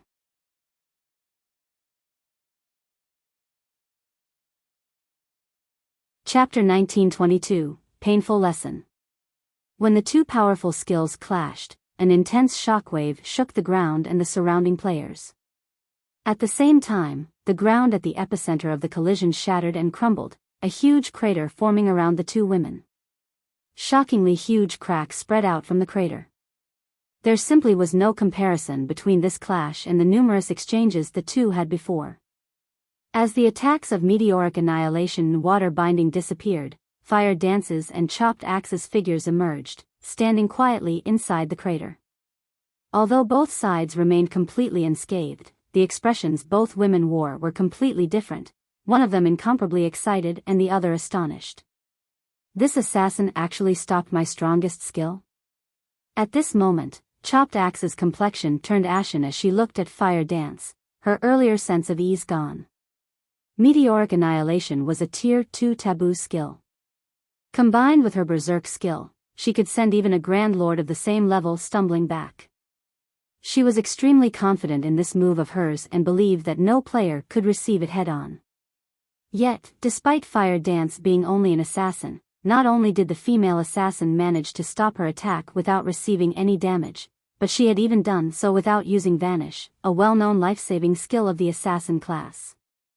This was definitely an outcome that Chopped Axe could neither accept nor tolerate. However, after Chopped Axe's skill came to an end, Fire Dance's water binding was still in effect. The assassin immediately sent water whips at Chopped Axe, one after another, each whip containing strength surpassing Fire Dance's own. In the blink of an eye, 6 whips lashed at Chopped Axe from multiple directions, attacking so fast that the Tigerkin Berserker was forced to use her battle axe to defend herself. For a time, Chopped Axe actually fell into a disadvantage and could only focus on defending herself. Amazing. She is actually suppressing Chopped Axe all by herself? Melody was filled with an indescribable sense of surprise as she watched the battle between Fire Dance and Chopped Axe. She never thought that Fire Dance was this strong. Meanwhile, Troubled Madness, who was spectating the battle from afar, was goggling in shock. He simply could not bring himself to believe that Chopped Axe, the person who had freely slaughtered East Crow's members before, could only focus on defense now. Moreover, at this moment, Chopped Axe wasn't the only person at a disadvantage. The other Death God Workshop members were also engaged in a bitter battle with the other Zero Wing members. Despite the Death God Workshop members' numerical advantage, they were no match for their opponents at all, dying one after another. Shortly after Fire Dance started suppressing Chopped Axe, the half-elf Frost Rain finally made his move. After activating his Berserk skill, he began chanting an incantation and drawing line after line of divine runes. A moment later, ice swords appeared in the sky one after another, easily numbering more than 20. These ice swords then descended on Fire Dance. At the same time, a thick wall of dirt formed around the female assassin, preventing her from escaping the ice swords AoE. Due to the ice swords, Fire Dance gave up on attacking Chopped Axe. Instead, she had her water whip circulate around herself, forming a defensive barrier that kept the ice swords away from herself. However, Chopped Axe did not idle around during this time either, continuously swinging her 2 battle axes against Fire Dance's water barrier, the might of her axes tearing a gap through it. Taking advantage of this opportunity, Frost Rain redirected some of his ice swords towards this gap. Despite seeing the approaching attacks, Fire Dance showed no intention of dodging whatsoever. Instead, she brandished 1,000 transformations and struck down the ice swords one after another. Due to Frost Rain's participation in the battle, Fire Dance became busy. "Aren't you all going to help her?" Melody asked anxiously as she turned to look at Alluring Summer and Violet Cloud, who had not moved at all thus far. It might have been fine for these 2 women not to take action before, since Zero Wing's dozen or so players were more than enough to suppress the 40-plus members of the Death God Workshop. However, now that Chopped Axe and Frost Rain had teamed up to deal with Fire Dance, if Alluring Summer and Violet Cloud still insisted on standing aside, then Fire Dance really would be in trouble. After all, both Chopped Axe and Frost Rain were commanders in the Death God Workshop. Frost Rain's combat power was not the least bit inferior to Chopped Axe's. With the 2 of them working together, their combat power increased exponentially. The slightest gap in Fire Dance's defense would get her killed instantly. However, all Melody's question did was earn her confused looks from Alluring Summer and Violet Cloud. Why should we ruin such a rare opportunity for Fire? Fire is perfecting her techniques right now. Can't you see how happy she is? But those two are commanders of the Death God Workshop, the strongest experts in the workshop. Either of them can go up against a legion of 1,000 experts on their own. Even if Fire Dance is stronger than either one, dealing with both at the same time is. Melody fell speechless at the serious expressions Alluring Summer and Violet Cloud had. Fire Dance was obviously at a disadvantage right now, forced into constant defense. She would be killed if she made even the smallest mistake. While the loss of EXP might not be a big problem, it would be a huge loss if Chopped Axe or Frost Rain managed to loot the weapon or equipment Fire Dance dropped. After all, the fact that Fire Dance boasted such frightening strength and speed proved that her weapons and equipment were extraordinary. Two commanders from the Death God Workshop. Violet Cloud giggled involuntarily at Melody's words. If 4 or 5 commanders went at Big Sis Fire together, this battle might be a little more interesting. 4 or 5 commanders? This comment stunned Melody. She felt that Violet Cloud was a little too overconfident in Fire Dance's abilities. After all, the Death God Workshop was an adventurer team that even super guilds chose to ignore. Melody had long heard that every one of the workshop's commanders could rival the peak experts of super guilds in terms of combat power. Despite that, Violet Cloud was actually saying that Fire Dance could handle 4 or 5 of such commanders. While Melody was conversing with Alluring Summer and Violet Cloud, Chopped Axes and Frost Rain's attacks grew even fiercer.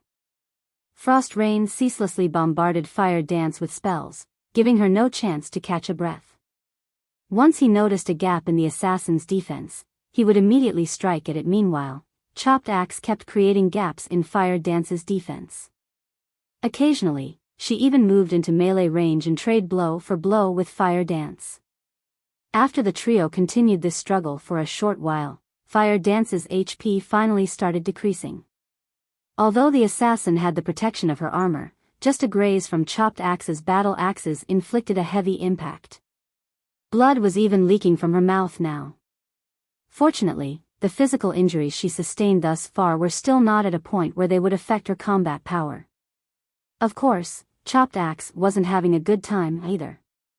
Trading blows with Fire Dance had opened cuts and cracks on the Berserker's armor, the impact so heavy that the Tigerkin would spit out mouthfuls of blood, her HP decreasing by chunks. That weapon really is amazing. It even cuts through my dark gold armor. Chopped Axe was shocked as she took in her damaged armor. She then turned to look at the distant Frost Rain and said, "We can't continue like this. Let's use the combination attack." Nodding in response, Frost Rain promptly changed his attack method and started double speed casting. Meanwhile, Chopped Axe stored her epic battle axe and gripped the crimson battle axe with both hands. Her dark gray irises then turned silvery white as 6 small magic arrays appeared around her. She then charged straight at Fire Dance. When Chopped Axe got within 15 yards of Fire Dance, she suddenly disappeared. In the next moment, 6 doppelgangers of the female berserker appeared around Fire Dance, all 6 leaping into the air and chopping down at the female assassin. At this time, Frost Rain finished casting his spells. Immediately, frost barriers appeared around Fire Dance one after another, the ground she stood on also giving off a crimson glow as if something was about to spew out from the ground. Combination skill, Frostfire Annihilation. It's over. When Melody saw this scene, she deeply felt death looming over her. Now, she was certain that Alluring Summer and Violet Cloud were overconfident about Fire Dance's abilities. As expected of the famous Death God Workshop. This trip really isn't a waste. A touch of joy appeared on Fire Dance's face when she looked at the combination skill her 2 opponents were executing. She promptly cancelled Water Binding and activated the Petrified Thorns Petrification Domain. Die! The 6 Chopped Axes yelled simultaneously just as they were about to hit Fire Dance. The 6 doppelgangers possessed 100% of the main body's strength. Meanwhile, the axes of all 6 covered the entire area Fire Dance stood in. When all 6 axes landed, the power they carried was so great that even space itself showed signs of shattering. Boom. Boom. Boom. At the same time as the axes landed, the ground beneath Fire Dance burst apart. A towering pillar of fire emerged from the ground, enveloping Fire Dance completely. As the fire pillar dissipated, a lava field could be seen replacing the ground Fire Dance originally stood on. Meanwhile, surrounding the lava was an ice field. Seen from afar, this scene was spectacular. She's finally dead? Chopped Axe heaved a deep sigh of relief when she saw Fire Dance's corpse starting to disintegrate in the lava field. The petrification domain Fire Dance activated had struck both Frost Rain and Chopped Axe. Although their combination skill had mitigated a portion of the damage, they still had very little HP remaining after receiving that attack. Just as Chopped Axe was about to turn around and leave, a yell suddenly entered her ears. Careful! This voice originated from the distant Frost Rain. However, before Chopped Axe could figure out what was going on, a stinging sensation came from her chest when she looked down. She noticed the tip of a short sword emerging from her chest. Meanwhile, this short sword was none other than Fire Dance's 1,000 transformations. How? Weren't you? Chopped Axe turned around, her eyes filled with confusion. After all, Fire Dance, who should have been dead, was currently standing right behind her. Moreover, the female assassin's HP bar was actually full. Instead of replying immediately, Fire Dance pulled out 1,000 transformations from Chopped Axe, leaving a fountain of blood to pour out of the female berserker's chest. As she watched Chopped Axe's HP plummet, she said in a quiet tone, "Your combination attack really is impressive. You two actually forced me to waste 1 life." When Fire Dance was done speaking, Chopped Axe's HP zeroed out. The berserker's body then collapsed to the ground, a piece of equipment appearing beside her corpse. Meanwhile, upon seeing this scene, Frost Rain hurriedly took out an ancient magic scroll from his bag and activated it, destroying the seal on the battlefield and disappearing before everyone's eyes. As for the other Death God Workshop members, they all fell into a panic at Chopped Axe and Frost Rain's defeat. As a result, Zero Wings members took only a short while to finish them off. At this moment, the Death God Workshop, which had been giving the various large guilds of the fairy country a headache all this time, finally sustained a severe loss for the first time in God's domain. Of the 2 commanders that fought against Zero Wing, one died while the other fled. As for the other 50+ experts, they suffered annihilation.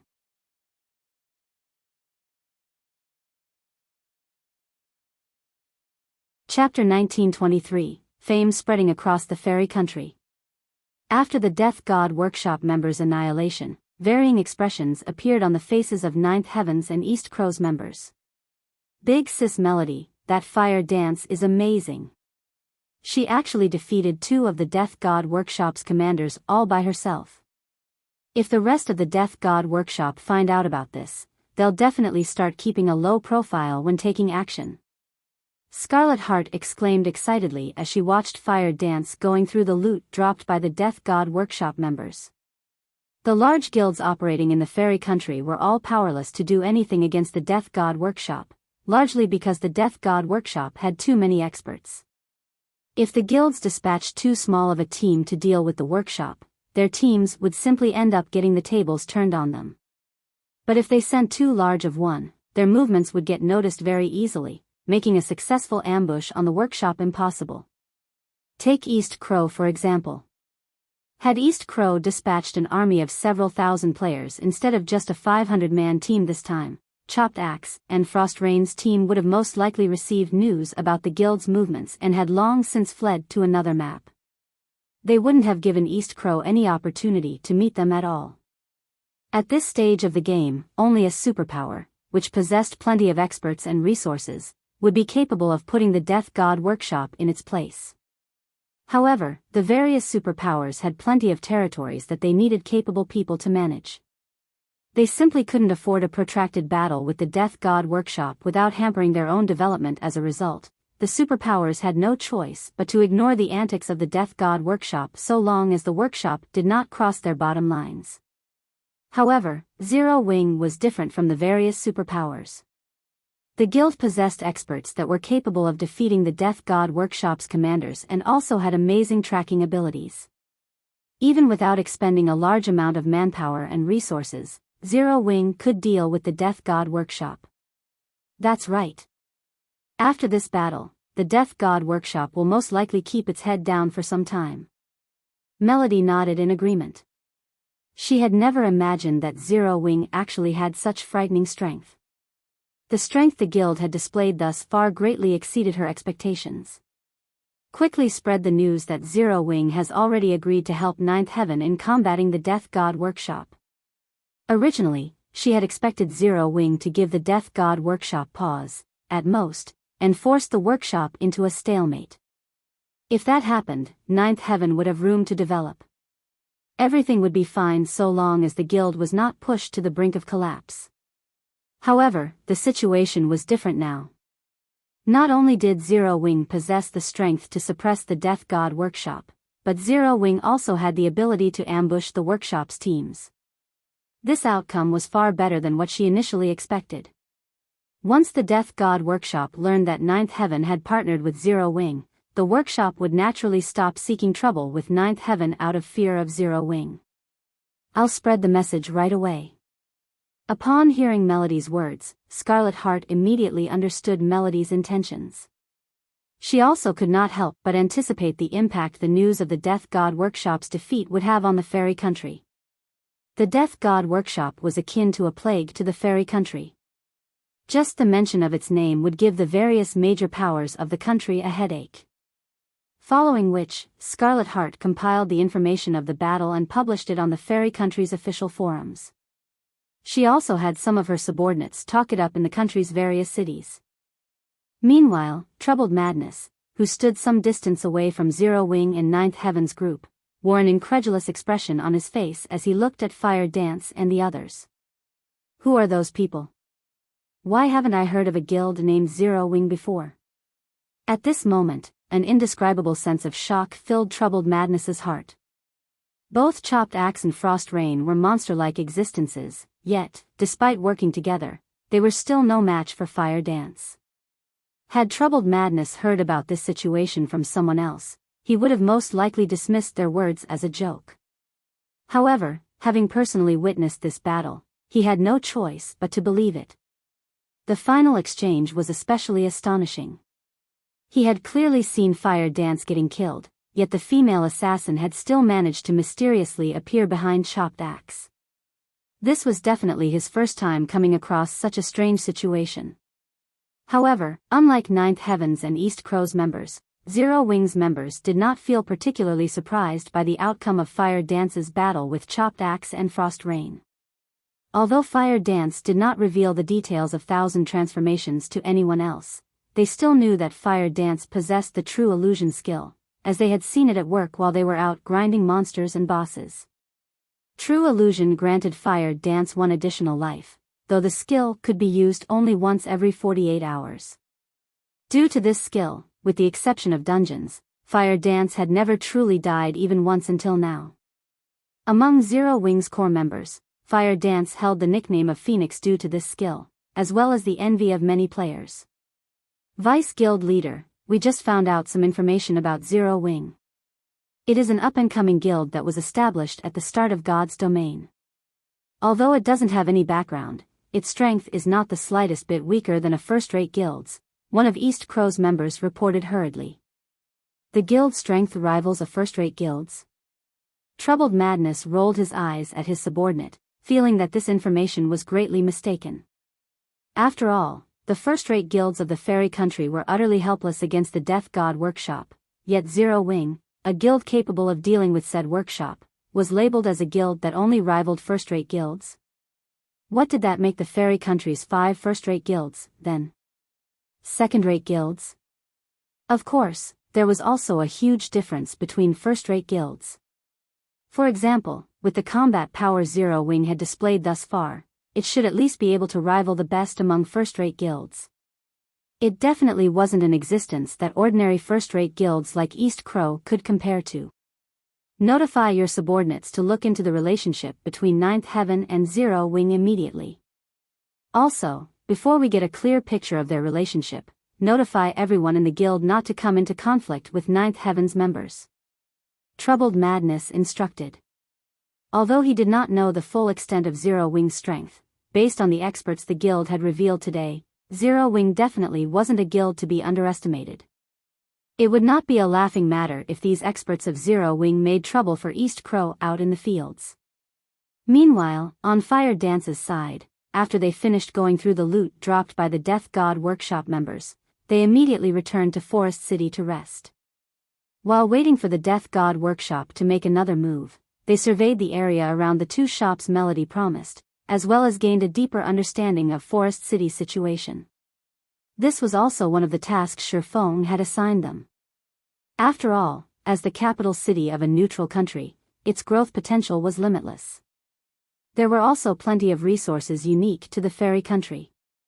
By the time Fire Dance and the others returned to Forest City, Scarlet Heart had long since spread the news of the Death God Workshop's defeat throughout the fairy country. For a time, the entire country was in an uproar. This is a lie, right? That's the Death God Workshop we're talking about. How can anyone possibly ambush the workshop successfully? It's no lie. There is even a video recording uploaded with the forum post, although the video only shows snippets of the battle. The ones that got defeated are indeed the commanders and members of the Death God Workshop. Moreover, the Death God Workshop hasn't issued any denials up to now, so it must be true. Zero Wing is amazing. It is actually able to ambush and defeat the Death God Workshop's members. I wonder what kind of guild Zero Wing is. Why haven't I heard about it before this incident? It should be a new guild created by some major corporation. Otherwise, how could it possibly be so strong? I wonder if Zero Wing is recruiting neutral players like us? At this point, everyone in the fairy country was talking about the Death God Workshop's defeat and growing curious about Zero Wing's identity.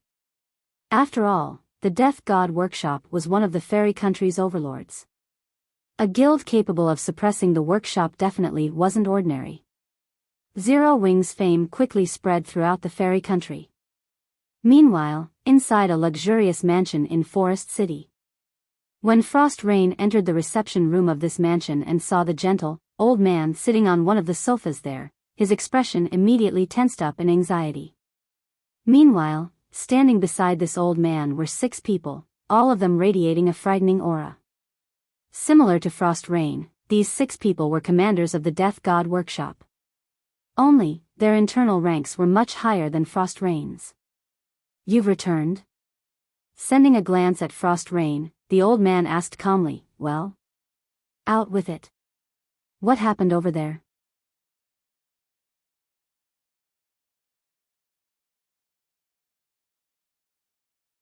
Chapter 1924, Foundation Investigation. Frost Rain suddenly felt a chill enveloping his entire body at the old man's words. He immediately retold the battle, careful not to miss out on even the slightest detail. I see. The old man narrowed his eyes as he caressed his white beard. A guild from Starmoon Kingdom, is it? An outside guild dares meddle in the matters of our Death God Workshop? Chief, why don't I bring a team to take care of them? A 2.5-meter-tall bearkin berserker said suddenly.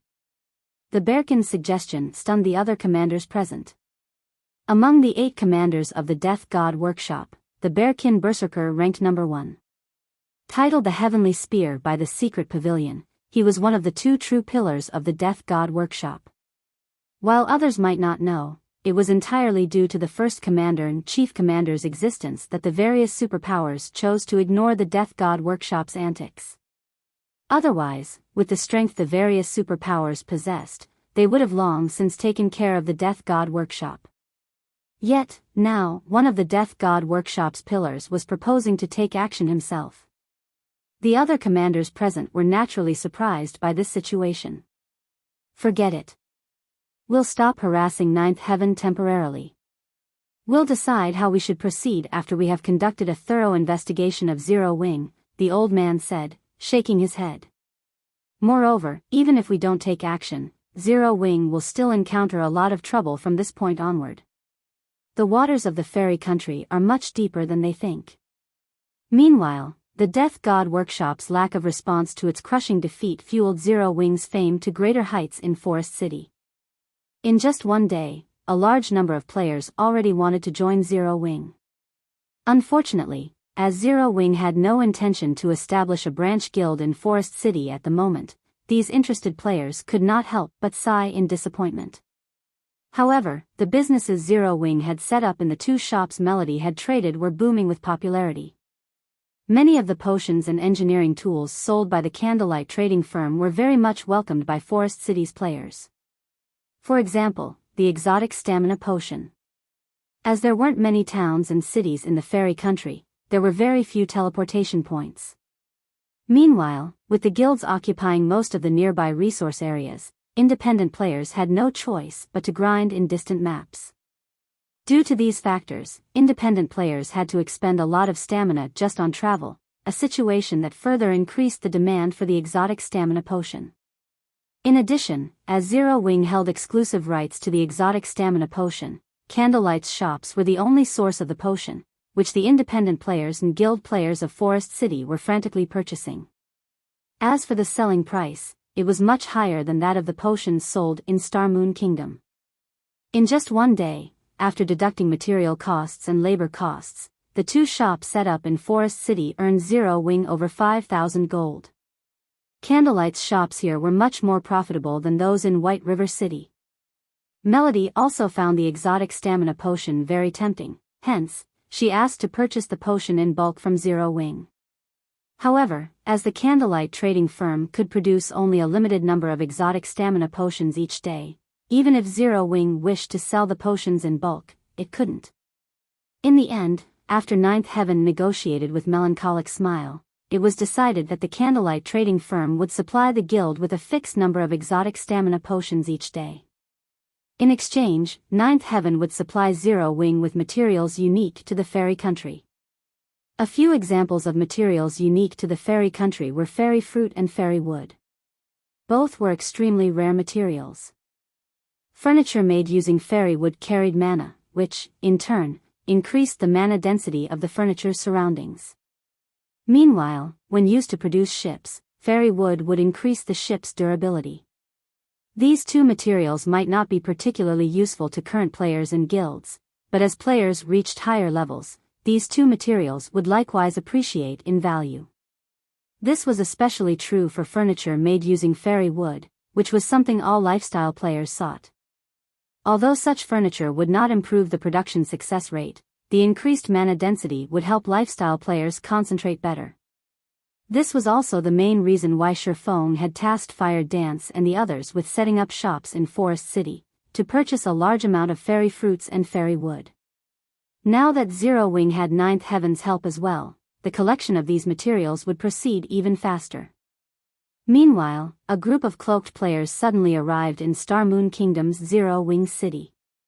These cloaked players had thoroughly hidden their appearances. However, the fierce aura they radiated still made other players avoid them like the plague.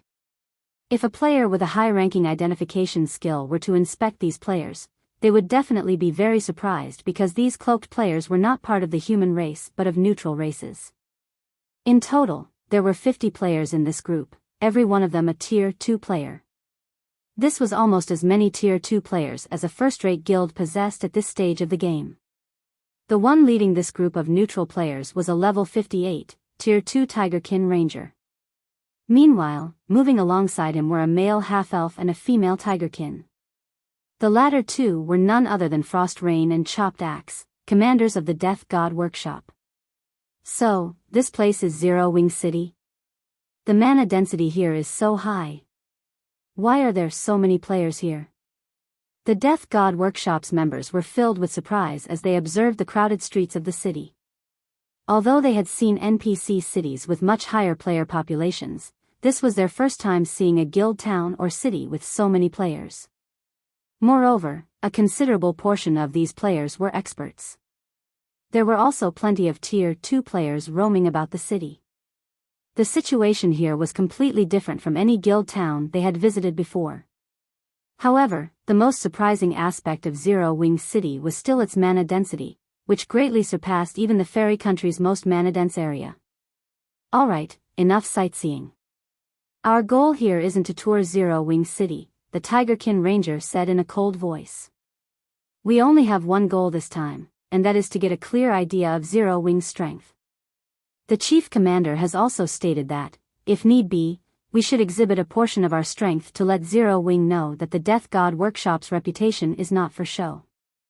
Frost and Axe, that goes double for you too.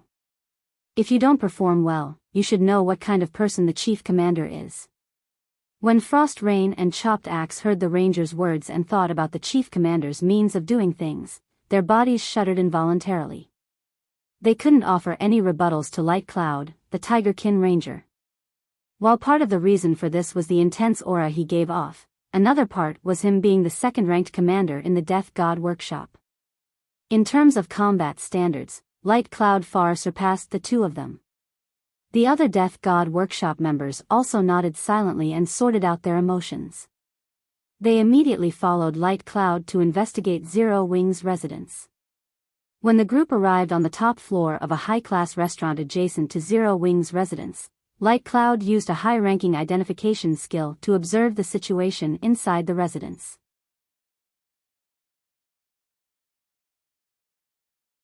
Chapter 1925, Frightening Numbers. Despite hearing Frost Rain and Chopped Axe's question, Light Cloud remained completely silent as he stared at the rows of Tier 2 players inside Zero Wing's residence. How is this possible? Is Zero Wing really just equal to a first-rate guild? This thought echoed continuously in Light Cloud's mind. 500 Tier 2 players. To the current first-rate guilds, this number was beyond impossible to achieve. Even the Death God Workshop had only a little over 60 Tier 2 players right now. If the workshop started a fight against Zero Wing, just the numerical advantage alone would let the guild run roughshod over the Death God Workshop. In the fairy country, although the various first-rate guilds each had more Tier 2 players than the Death God Workshop, the difference wasn't much. Hence, the Death God Workshop was not afraid of conducting guerrilla warfare against them. Including experts like the 8 commanders, the workshop held a considerable advantage when fighting out in the fields.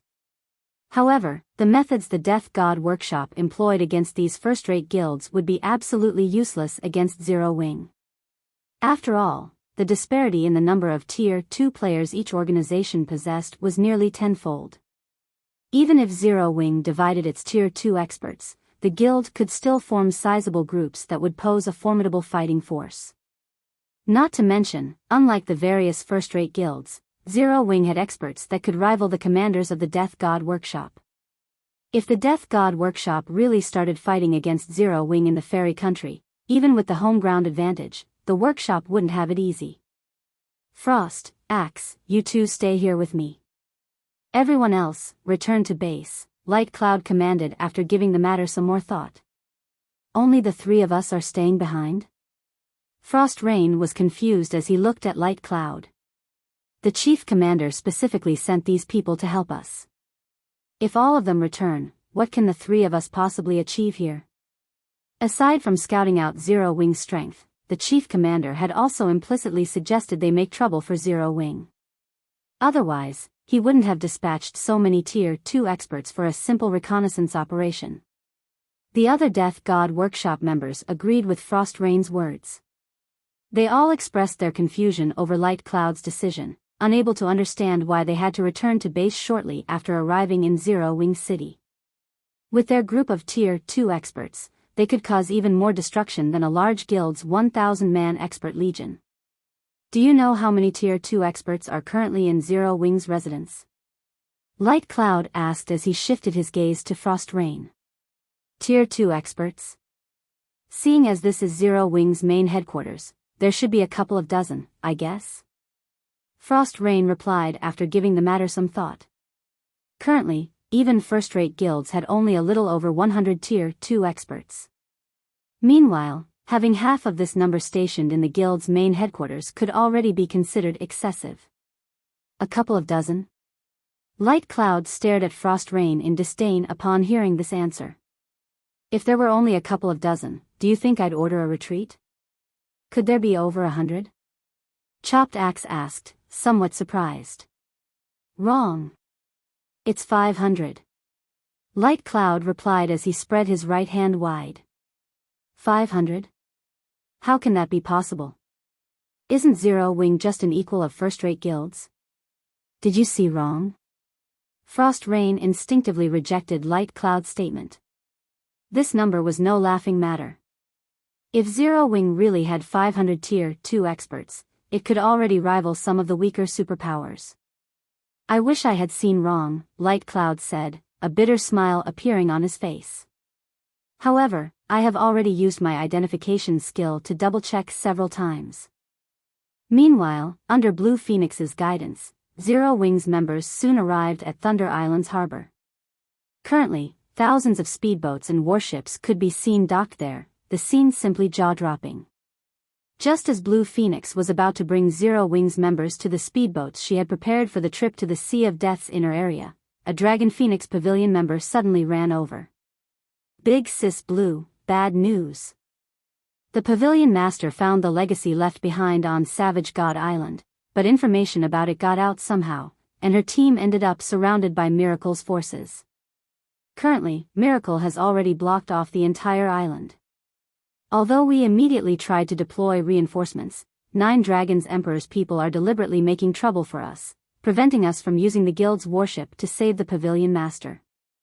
Damn it. 9 Dragons Emperor must have leaked the information to Miracle to spoil our plans. Upon hearing her subordinate's report, Blue Phoenix could not help but frown in anxiety. The terrain on Savage God Island was slightly unusual. Players could use neither return scrolls nor instantaneous movement scrolls on the island. Meanwhile, entry to the island was possible only by ship. If the entire island was blocked off, the only way out was by carving a path of blood. Meanwhile, the members Phoenix Rain had brought to Savage God Island this time were all experts of the Phoenix Pavilion. Their annihilation would deal a severe blow to the Phoenix Pavilion. Guild leader Black Flame, due to this emergency, I'll have to postpone our trip for now. I need to quickly organize a fleet and head over to Savage God Island. I hope that you can understand, Blue Phoenix said anxiously as she looked at Sherfone. Something happened on Savage God Island? Sherfone was startled by Blue Phoenix's words. As far as he remembered, Savage God Island was not something that should appear at this stage of the game. He nodded and said, since the Phoenix Pavilion Master is in trouble, it is only natural to postpone this matter. As allies, is there anything we can do to help?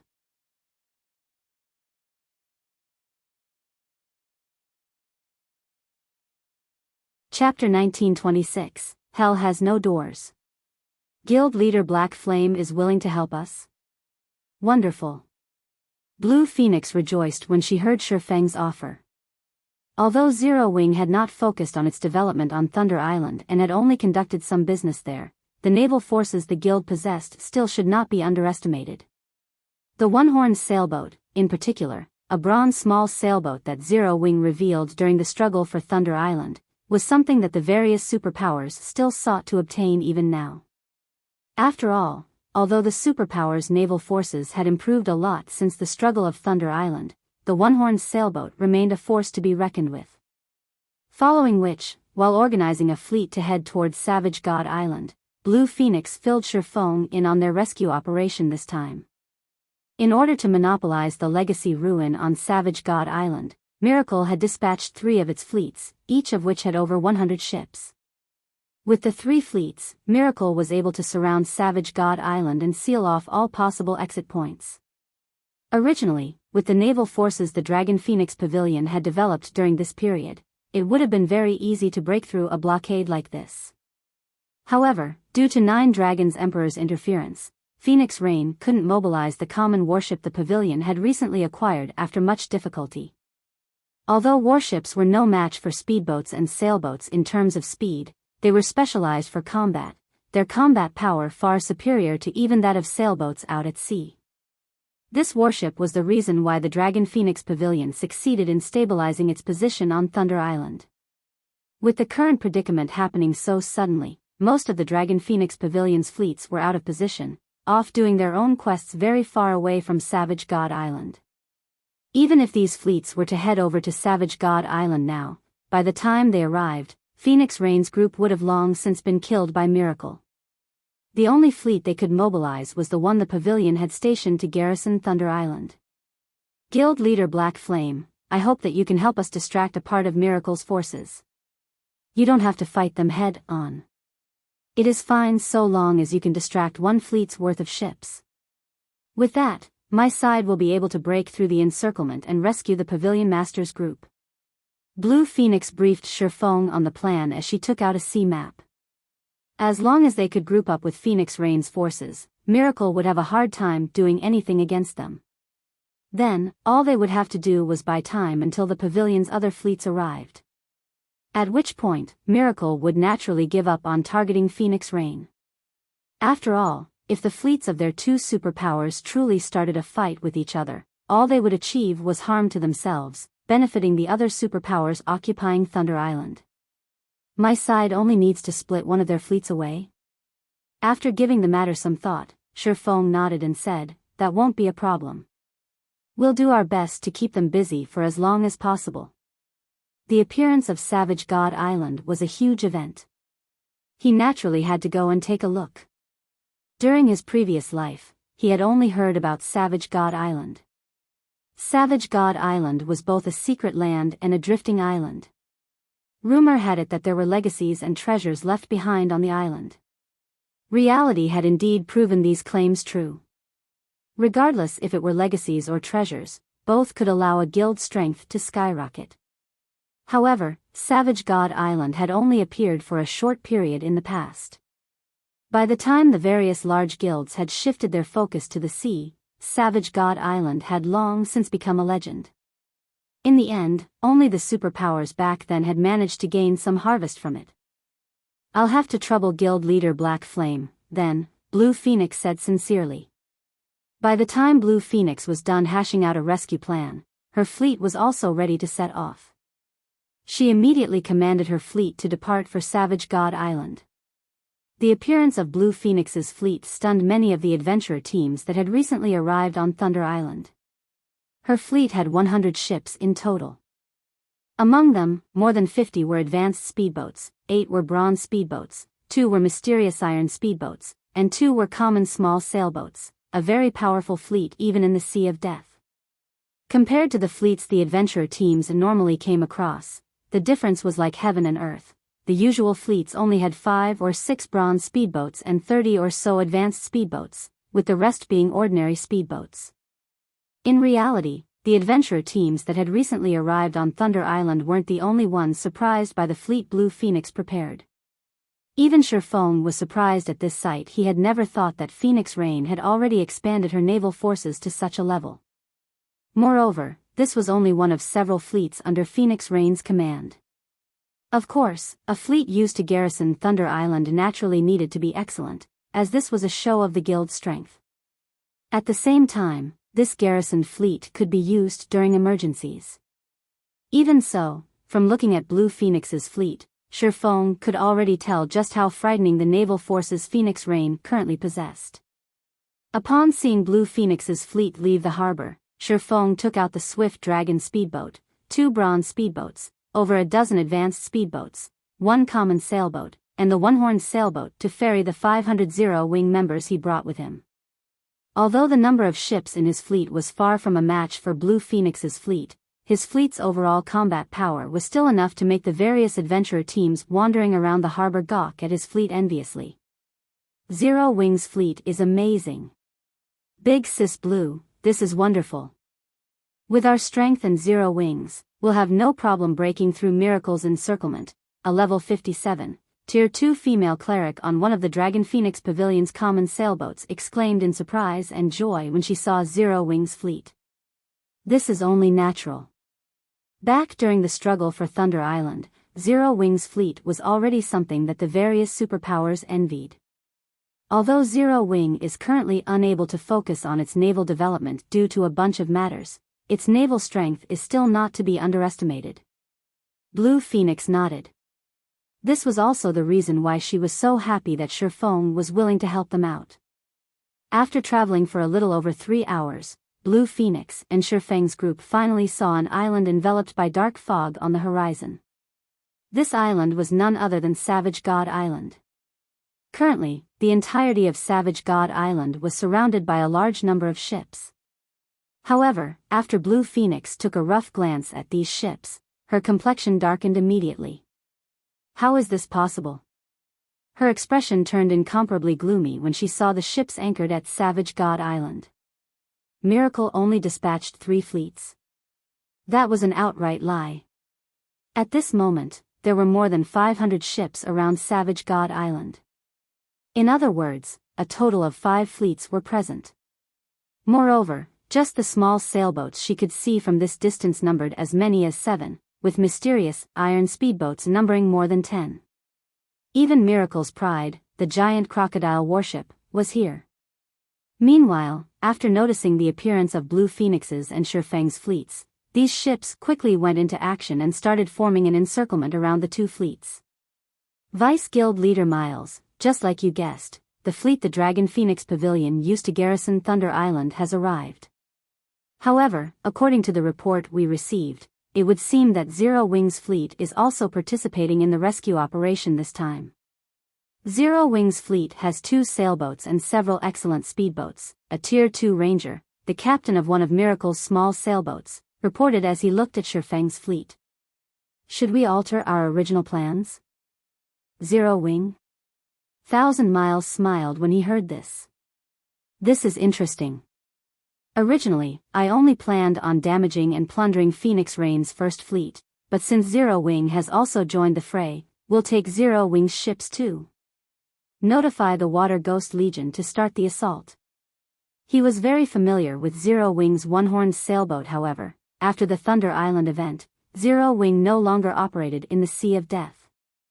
As a result, the one-horned sailboat also disappeared from everyone's eyes. Now that the one-horned sailboat reappeared, he could use this opportunity to take it for himself. Zero Wing's naval strength might have been frightening during the struggle on Thunder Island, but times had changed. The one-horned sailboat's combat power was no longer a threat to Miracle. Understood, the Ranger captain said excitedly, his eyes shining with greed as he looked at Blue Phoenix's and Shifeng's fleets. The operation this time was a huge jackpot. In anticipation of this moment, the Water Ghost Legion he led had been constantly honing itself in secret. Unlike legions that operated on land, the Water Ghost Legion specialized in naval combat. Every member of the Legion had acquired a sea-based legacy. Their combat power far surpassed normal players when at sea. Before them, a ship was no different from a stationary target, including the firepower of 5 fleets worth of ships. Annihilating an expert fleet was a piece of cake. Retreat. Everyone, leave this sea zone as quickly as possible. Blue Phoenix commanded hurriedly upon seeing Miracle's fleet mobilizing. The difference in strength between the 2 sides was clear for all to see. Fighting against a fleet of such a size and caliber was simply suicidal. The only thing they could do now was retreat. However, in terms of speed, Miracle's ships obviously had the upper hand. Very quickly, Miracle's ships completed their encirclement of Blue Phoenix's and Shifeng's fleets. Shortly after, a gigantic, dark gray warship stopped a short distance from the sailboat Blue Phoenix rode. The level 58, Tier 2 Ranger standing on this warship's deck smiled as he looked at Blue Phoenix and said, "Blue Phoenix, long time no see. Although I lost to you in our previous battle, this time, I'll have you hand over all your ships to me. Or do you want me to slaughter every one of your men before taking your ships? I'm fine either way." Blue Phoenix's expression turned even uglier when she saw this level 58, Tier 2 Ranger. The man's name was Wild Aggression, and he was the commander of one of Miracle's trump card legions. Recently, Wild Aggression had obtained a sea-based advanced legacy. Now, his strength out at sea was far stronger than his strength on land.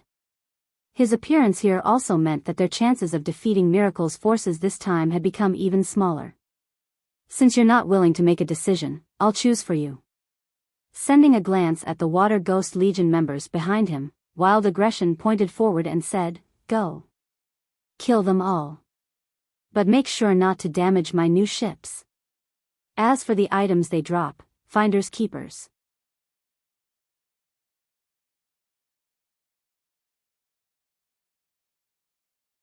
Chapter 1927, King of the Seas.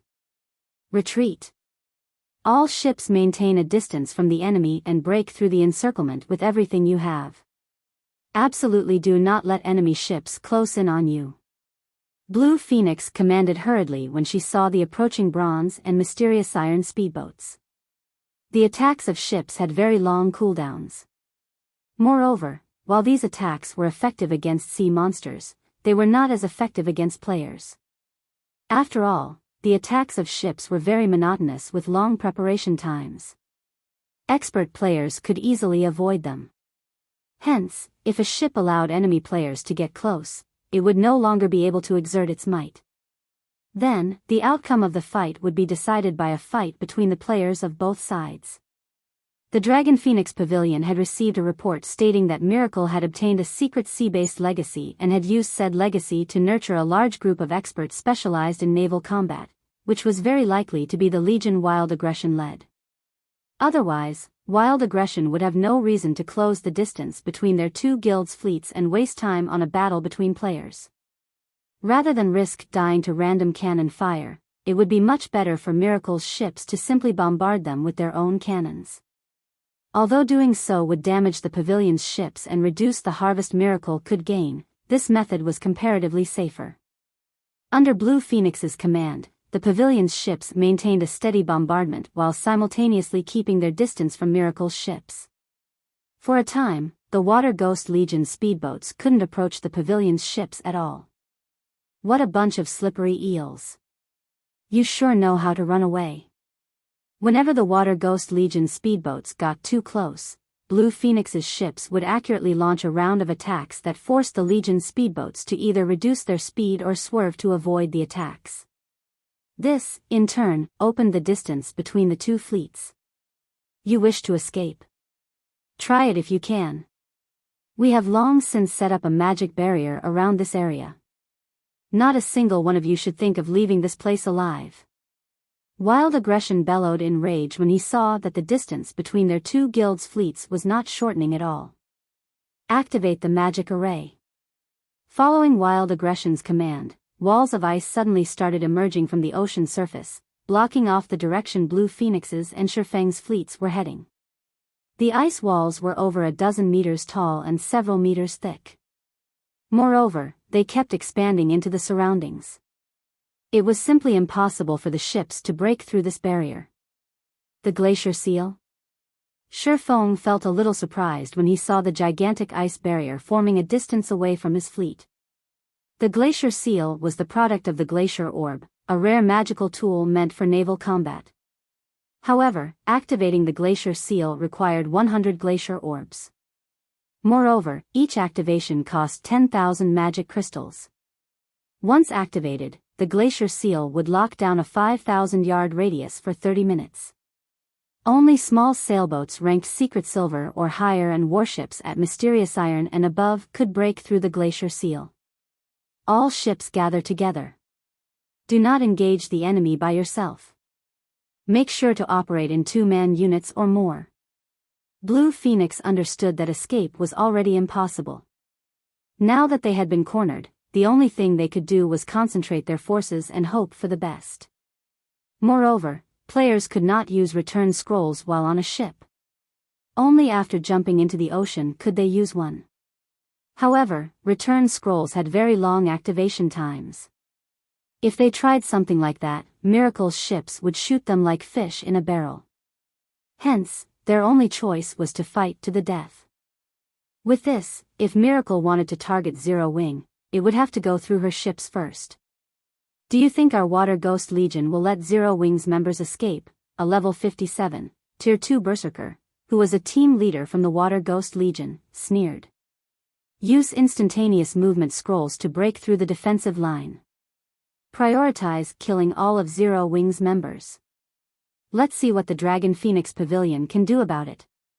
After this team leader said so, a 100-man team from the Water Ghost Legion immediately used instantaneous movement scrolls after arriving at a location a short distance away from Blue Phoenix's ships.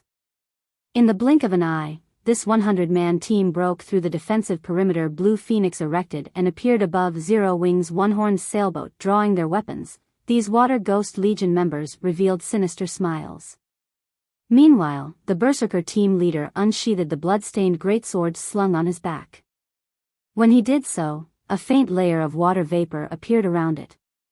This was none other than the power of the sea-based legacy he had acquired. Tier 2 passive skill, Flowing Water Blade. So long as the owner of this skill was in a sea zone, the skill would increase their strength by 30%, attack speed by 40%, and attack range by 50%. Zero Wing, it's time to put an end to your game of friendship with the Dragon Phoenix Pavilion. Who'll be the first to die to my blade? The Tier 2 Berserker, Spirit Ox, said, grinning sinisterly as he glanced at the Zero Wing members before him. However, just as the Water Ghost Legion members thought that they would get to watch their team leader start a slaughter and were about to let out a cheer, a faint blue streak of light suddenly passed through the space where Spirit Ox stood. In the next moment, his tall and muscular body split in half, the top half sliding smoothly into the ocean below and disappearing with a splash of seawater. At this moment, it was as if the entire world had frozen over as silence filled the battlefield. The Water Ghost Legion members standing on the one-horned sailboat's deck couldn't utter a single word as they gaped at their team leader's bisected body, their eyes as wide as saucers. Even the level 50 fine gold chest armor their team leader was proud of had been cut through cleanly, the cut surface as smooth as a mirror. A short moment later, blood started spewing out from the lower half of Spirit Ox's body, dyeing the entire deck he stood on in crimson. You people sure speak a lot of nonsense. Didn't you want to fight? Come at me together, then. Aqua Rose, who was clad in dark blue robes and held an aqua blue crystalline staff, said with an indifferent expression. Team leader Ox got instant killed? Is she a monster? I didn't even see her chant an incantation. How did she cast such a powerful spell? Everyone, don't be afraid. That kind of spell must be a sure kill spell. She should not be able to use it again within a short while. Besides, even if she is a monster, we're out at sea right now.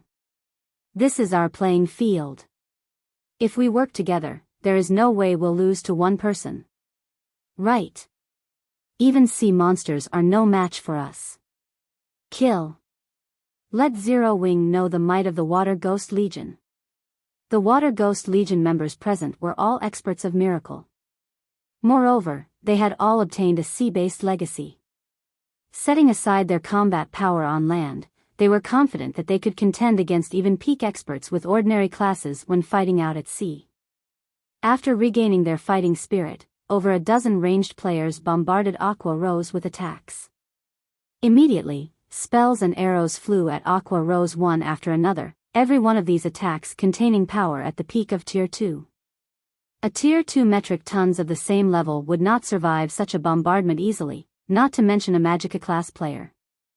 As long as an attack landed, Aqua Rose would sustain heavy injuries, even if she did not die. At the same time, over a dozen melee players started moving toward Aqua Rose from two different sides. If she tried to dodge the ranged attacks, her defense would definitely lapse. They could then take advantage of that opening to kill her. However, Aqua Rose held her ground and simply watched quietly as the numerous spells and arrows flew toward her. Is she suicidal? Doesn't she know that these spells and arrows are buffed by the ocean's power? Just as the approaching melee players were wondering why Aqua Rose was not reacting to the incoming attacks, the spells and arrows actually started disappearing after getting within half a yard of her. It looked as if something was devouring these attacks one after another. A magic barrier? Impossible. The power of those attacks is at the peak of Tier 2. Even if she used a Tier 2 magic barrier, there is no way she can stop all those attacks without suffering any damage. Just as the Water Ghost Legion members were wondering what was going on, Aqua Rose tapped the butt of her staff on the deck. The water barrier surrounding her promptly expanded, transforming instantly into a 10-meter-tall tsunami, which then devoured every Water Ghost Legion member standing on the one-horned sailboat. Even Tier 2 MTs were utterly powerless in the face of the tsunami. After getting devoured by the towering wave, everyone's HP fell to 0 in no more than 2 seconds. In the blink of an eye, all 100 Water Ghost Legion members were killed, leaving behind a bunch of ownerless weapons and equipment on the deck.